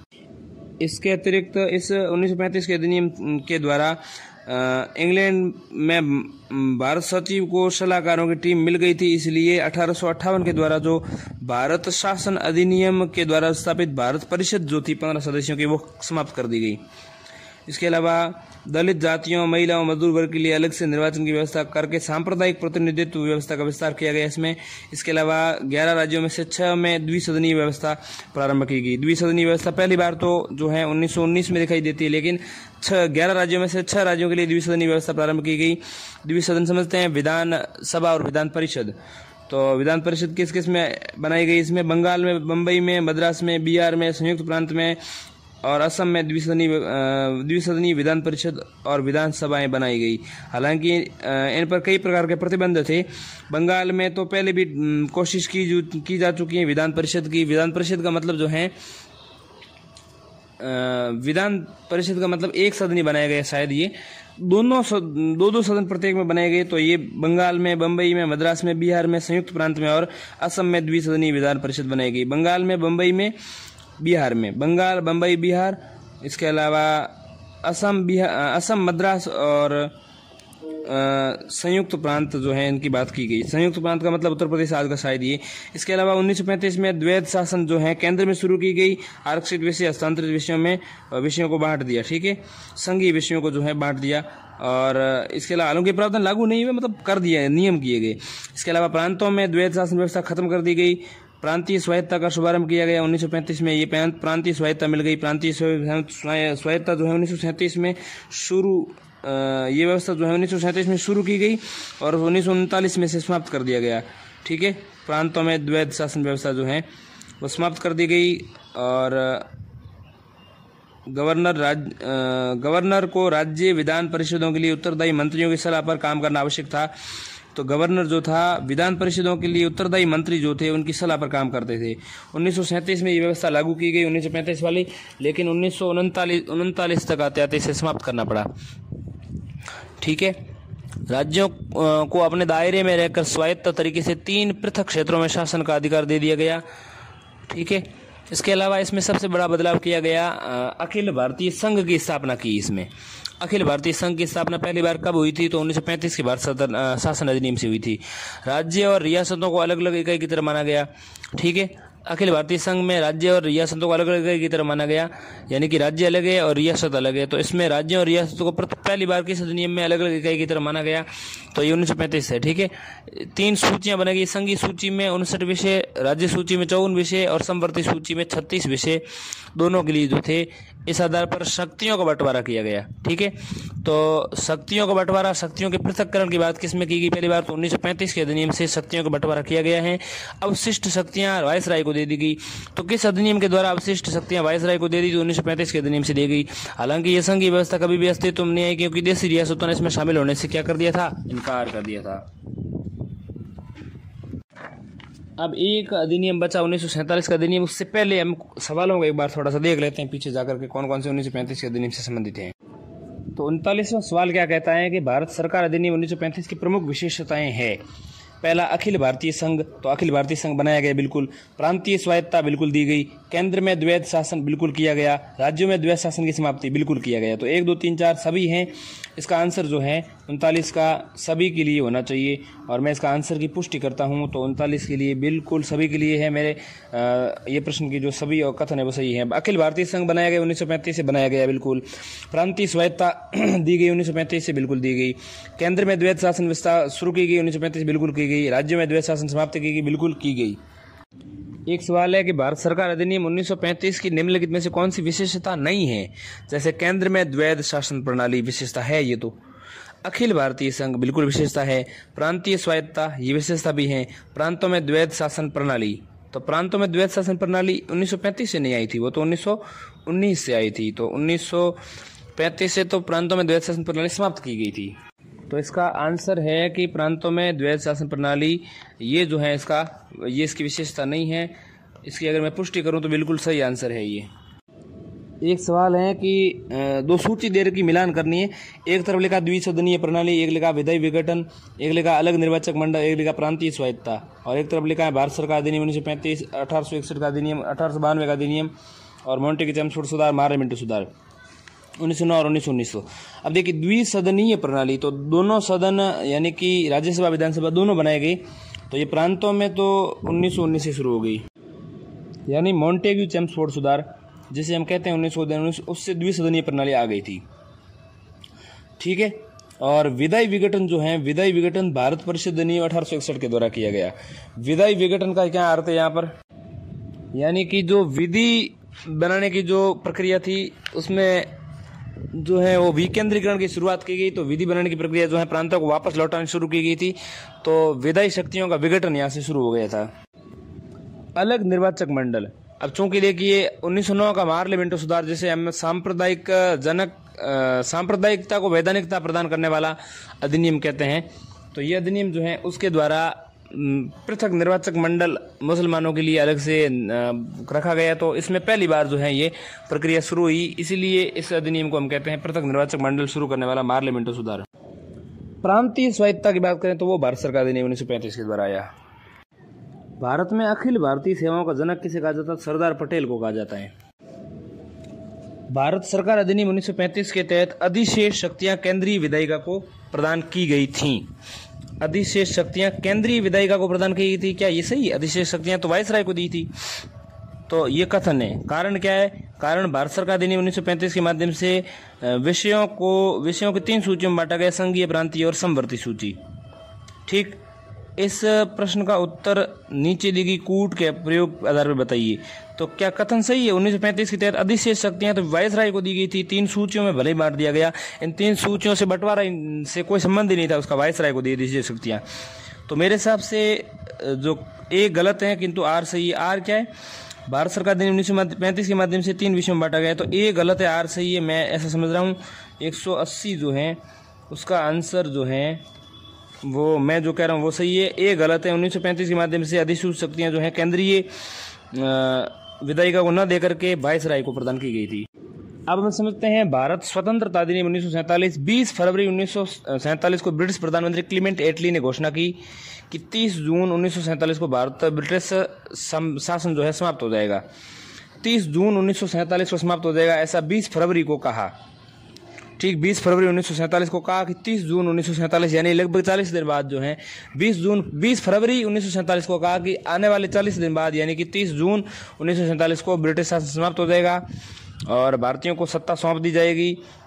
मुस्लिम लीग ने इस पर आंदोलन किया, इस घोषणा पर। भारत के विभाजन की बात कही मुस्लिम लीग ने 3 जून 1947 को। अब 30 जून जो आने वाला था उससे 27 दिन पहले 3 जून 1947 को ब्रिटिश सरकार ने फिर से स्पष्ट किया कि 1946 में गठित संविधान सभा द्वारा बनाया गया संविधान उन क्षेत्रों पर लागू नहीं होगा जो इसे स्वीकार नहीं करेंगे, ऐसा 3 जून 1947 को कहा। और 3 जून 1947 को वायसराय लॉर्ड माउंटबेटन ने विभाजन की योजना पेश की। 3 जून 1947 को ये पेश की जिसे माउंटबेटन योजना कहा गया। इस योजना को कांग्रेस और मुस्लिम लीग ने स्वीकार कर लिया, दोनों ने। इस प्रकार भारतीय स्वतंत्रता अधिनियम 1947 बना करके उसे लागू कर दिया गया, इस योजना को। इसमें क्या क्या प्रावधान किए गए? 15 अगस्त 1947 को भारत को स्वतंत्र कर दिया गया, मतलब ब्रिटिश राज जो है भारत में समाप्त कर दिया गया। भारत का विभाजन 2 स्वतंत्र डोमिनियन और संप्रभु राष्ट्र भारत और पाकिस्तान में किया गया, जिन्हें ब्रिटिश राष्ट्रमंडल से अलग होने की स्वतंत्रता थी। भारत का वायसराय का पद समाप्त कर दिया गया, उसके आधार पर दोनों डोमिनियन राज्यों में गवर्नर जनरल के पद का सृजन किया गया। ठीक, जिसमें नए राष्ट्र की कैबिनेट की सिफारिश पर ब्रिटेन के ताज को करनी थी। कैबिनेट जिसको सिफारिश करेगी उसी गवर्नर जनरल को जो है ब्रिटिश ताज जो है लगा था। इन पर ब्रिटिश सरकार का कोई नियंत्रण नहीं था। दोनों डोमिनियन राज्यों में संविधान सभाओं को अपने अपने देश का संविधान बनाने, किसी भी देश से संविधान अपनाने की शक्ति दी। सभाओं को ये भी शक्ति थी वे किसी भी ब्रिटिश कानून को समाप्त कर सकते थे, यहाँ तक कि इस स्वतंत्रता अधिनियम को भी समाप्त किया जा सकता था। इन दोनों डोमिनियन राज्यों को संविधान सभाओं को यह शक्ति प्रदान की गई कि वे नए संविधान का निर्माण करें और कार्यान्वित होने तक अपने अपने संबंधित क्षेत्रों के लिए विधानसभा बना सकती थी। 15 अगस्त 1947 के बाद ब्रिटिश संसद में पारित हुआ कोई भी अधिनियम दोनों डोमिनियन पर अब तक लागू नहीं होगा जब तक डोमिनियन इस कानून को मानने के लिए अपना कानून नहीं बना लेंगे। इस कानून ने जो है ब्रिटेन में भारत सचिव का पद भी समाप्त कर दिया और सभी शक्तियां राष्ट्रमंडल मामलों में राज्य सचिव को स्थानांतरित कर दी। तो भारत सचिव जो है उसको समाप्त कर दिया और राज्य सचिव को स्थानांतरित कर दी। 15 अगस्त 1947 से भारतीय रियासतों पर संप्रभुता की समाप्ति हो गई। इसके साथ ही आदिवासी क्षेत्र समझौता संबंधों पर भी ब्रिटिश हस्तक्षेप समाप्त हो गया और भारतीय रियासतों को ये स्वतंत्रता दी, चाहे वे भारतीय डोमिनियन मिले, पाकिस्तान डोमिनियन में मिले, रियासतें वो खुद चाहे जैसा कर सकती हैं। इस अधिनियम के द्वारा 1947 के द्वारा संविधान बनने तक प्रत्येक डोमिनियन में भारत शासन संचालित करने और भारत शासन अधिनियम 1935 के तहत प्रांतीय सभाओं में सरकार चलाने की व्यवस्था की। हालांकि दोनों डोमिनियन राज्यों को इस कानून में सुधार करने का अधिकार था। इसके अलावा इसने ब्रिटिश शासक को विधेयकों पर मताधिकार उन्हें स्वीकृत करने के लिए अधिकार से वंचित कर दिया। ब्रिटिश शासक को ऐसा, लेकिन ब्रिटिश शासक के नाम पर गवर्नर जनरल को भी किसी भी विधेयक को स्वीकार करने का अधिकार प्राप्त था। इसके अंतर्गत भारत के गवर्नर जनरल और प्रांतीय गवर्नरों को राज्यों का संवैधानिक प्रमुख नियुक्त किया गया। भारत के गवर्नर जनरल को और प्रांतीय गवर्नरों को, ठीक है। और इन्हें मामलों पर राज्यों की मंत्रिपरिषद से परामर्श करने पर अधिकार था। इसके अलावा शाही उपाधि भारत का सम्राट शब्द समाप्त हो गया। भारत में राज्य सचिव सिविल सेवाओं में नियुक्तियां करने पर पदों में आरक्षण करने प्रणाली भी समाप्त कर दी। और 15 अगस्त 1947 से पूर्व सिविल सेवा कर्मचारियों को वही सुविधाएं मिलती रही जो उन्हें पहले से प्राप्त थी। यानी कि भारत में राज्य सचिव द्वारा सिविल सेवाओं में नियुक्तियां करने, पदों में आरक्षण की प्रणाली जो है उनमें समाप्त कर दिया गया, ठीक है। 14 से 15 अगस्त 1947 के मध्य रात्रि को भारत में ब्रिटिश शासन का अंत हो गया और समस्त शक्तियां 2 नए स्वतंत्र डोमिनियन भारत और पाकिस्तान को स्थानांतरित कर दी। लॉर्ड माउंटबेटन नए डोमिनियन भारत के प्रथम गवर्नर जनरल बने, ठीक। उन्होंने जवाहरलाल नेहरू को भारत के पहले प्रधानमंत्री के रूप में शपथ दिलाई। 1946 में संविधान सभा भारतीय डोमिनियन की संसद के रूप में स्वीकार कर लिया गया।